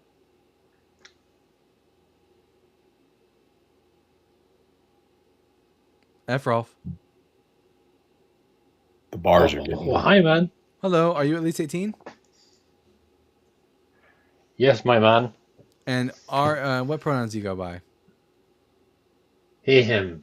And are you a Christian? Hell no. Oh, okay. What brings you up to I'm the guy. I just wanted to say hi. I'm the guy who sent that image from Sweden.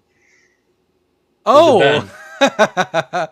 Oh, that was right. Yeah, guys. Efrolf sent me a picture of some band in Sweden, and one of the people in the band kind of looked like my ugly twin.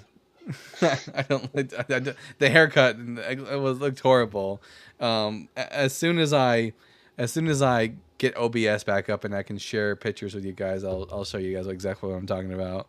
But it is kind of a little bit unsettling. It makes me want to go work out though, for sure. Yeah, definitely. Yeah, but I saw it and I couldn't help myself. That looks like Dalton. Someone said Dalton is Swedish. Actually, my ancestors came from Belgium. From Belgium, but that's another country. Yep, a completely different country, but it's close. Yeah, is all I'm saying. Yeah. 2 days drive. Yeah, 2 days drive. Man, 2 days. That's nothing compared to. I mean, when you guys live in like I'm sure like for example like a 5-hour drive for you is like a long trip, right?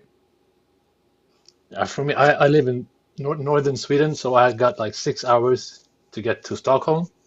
Oh, okay. And like just to get to Denmark, it's like 12-hour drive. Nice. So Sweden is kind of a long country, but once you're in Denmark, everything's close. You can get to like southern Italy in a day.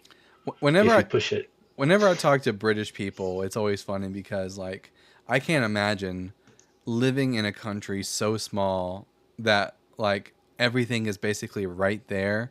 And when I tell my British friends like, oh yeah, if I make a trip to Dallas, that's like a 3-hour drive, and we'll do that on the weekend, and 3 hours there and then 3 hours back, and they're just like, holy hell. Yeah. I live in New York City, and I drove to Colorado. It was a 29-hour nonstop drive. Yeah. That's insane. But on the other hand, if I drive 29 hours north, I'd be in like Russia. No, whoa. In the middle of Russia. Crazy. I could get to the Russian border in a day, pretty much. It's quite possible. I don't see. I don't know. Is long time ago the Barren Strait you used to be able to cross it? Is it ever possible? Yeah. To still cross it, or does it not get cold enough and there's no like land bridge there anymore? No land bridge. Yeah, I think that it's long gone. I don't think Yeah. it might freeze, but I don't think that happens much anymore. I think that's gone by many thousands or hundreds of years. Reverend Chad, I have knighted you. There you go. You are mod. Let's see. Yeah. Oh, you can drop me, man. Okay. Thank you for coming. I need to do my taxes, but it will take me like 5 minutes. All right. Because I live in Sweden. Take Hell care, yeah. man. Bye. Sweden, where they don't privatize tax returns. Great. I miss my badge, Loki. I'm sure you have your badge on my other channel. This is just the backup channel. But what was I gonna say? Oh yeah, I don't plan on. You don't. I don't know how badges. I don't know how badges work on TikTok. People talk about that. I don't know how that works. But whenever my main channel does get put back up, guys, I have added a ton of new stickers for those who are members, who are subscribed or whatever it's called on TikTok. So be looking forward to that. Including, I got one of a Dan McClellan with a disgusted face. For if you see anyone who says something unbiblical. But anyways, I hate living in Texas, and I'm gonna move out as soon as I have a reason to. Do you have a state in mind? Well, right now California's looking quite nice.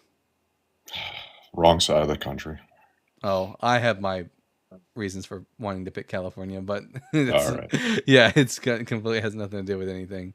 My timing with my comment is functionally opposed to Dalton's purview. Dalton, don't go to New York City. Listen, New York City is the exact opposite side of the country. That's looking kind of nice to me right now, but New York is cool. I love if I had to live anywhere else besides Cali, New York City, looking mighty fine with Zoran Mamdani at the head of the wheel. Did you vote for Mamdani? No, I don't live in New York. Skill issue. He's fantastic. Although, you know what's really fucking stupid? There's this prick who lives in Texas, Roy something. I don't even remember his name. Is trying to pass some sort of bill called the Mamdani Act. Yes, I just saw the video about that. Yeah. Yeah, utter horseshit, and I hope it gets like slapped down. Absolutely. California is not the place, brother. Trust me, dude. It totally is. I have my reasons. Chip Roy, that was his name, or shit Roy, as I will now be calling him. But anyways, it doesn't look like we're getting any more opposition right now. So I think I'm just going to call it a day, and get back to doing the things I was doing. So everyone, let me take a look real quick and see when the ban gets lifted from me. It was the 26th when you spoke on it last. When you got banated. Does that mean that I will be able to go live again on the 26th, or that it's like on the 27th that I'll be able to go back? That's a good question. I don't know. Let's take a look. Let's see exactly what it says in the live access restriction thing. Let's see. I would assume on the 26th you can go live again, but I'm hoping so. That's tomorrow, right? Yes. Yeah, that would be great. Okay, it says here, live violation, appeal submitted, appeal not approved. And when did it say I can go back again? Your access to go live across all channels, including multi-guest, will be restored on the 26th, so at 1:29 p.m. So that's right in time for the 3 p.m. show that we will be doing tomorrow. So as fun as this has been being on my backup channel, we will be live again on TikTok and YouTube tomorrow at 3 p.m. Central Standard Time. So what you should do, Dalton, is that you You should do something that would get this one banana just as the other one goes No, live. no, I need this one as my backup. But it looks like who is live? Oh, Dr. Blitz is live right now, and I've never ever gotten to send him a raid. So on TikTok, everyone go over to Dr. Blitz's live and tell them that the Bible guy sent you. Let's see what topic they're running right now. Oh, he's playing the game where he's building a rocket ship. So go over there, tell them the Bible guy sent you. Let everyone know that we exist, you know? And with that, I've been the Bible guy. Remember to keep reading, keep learning, and we'll see you all again tomorrow. Bye. Bye.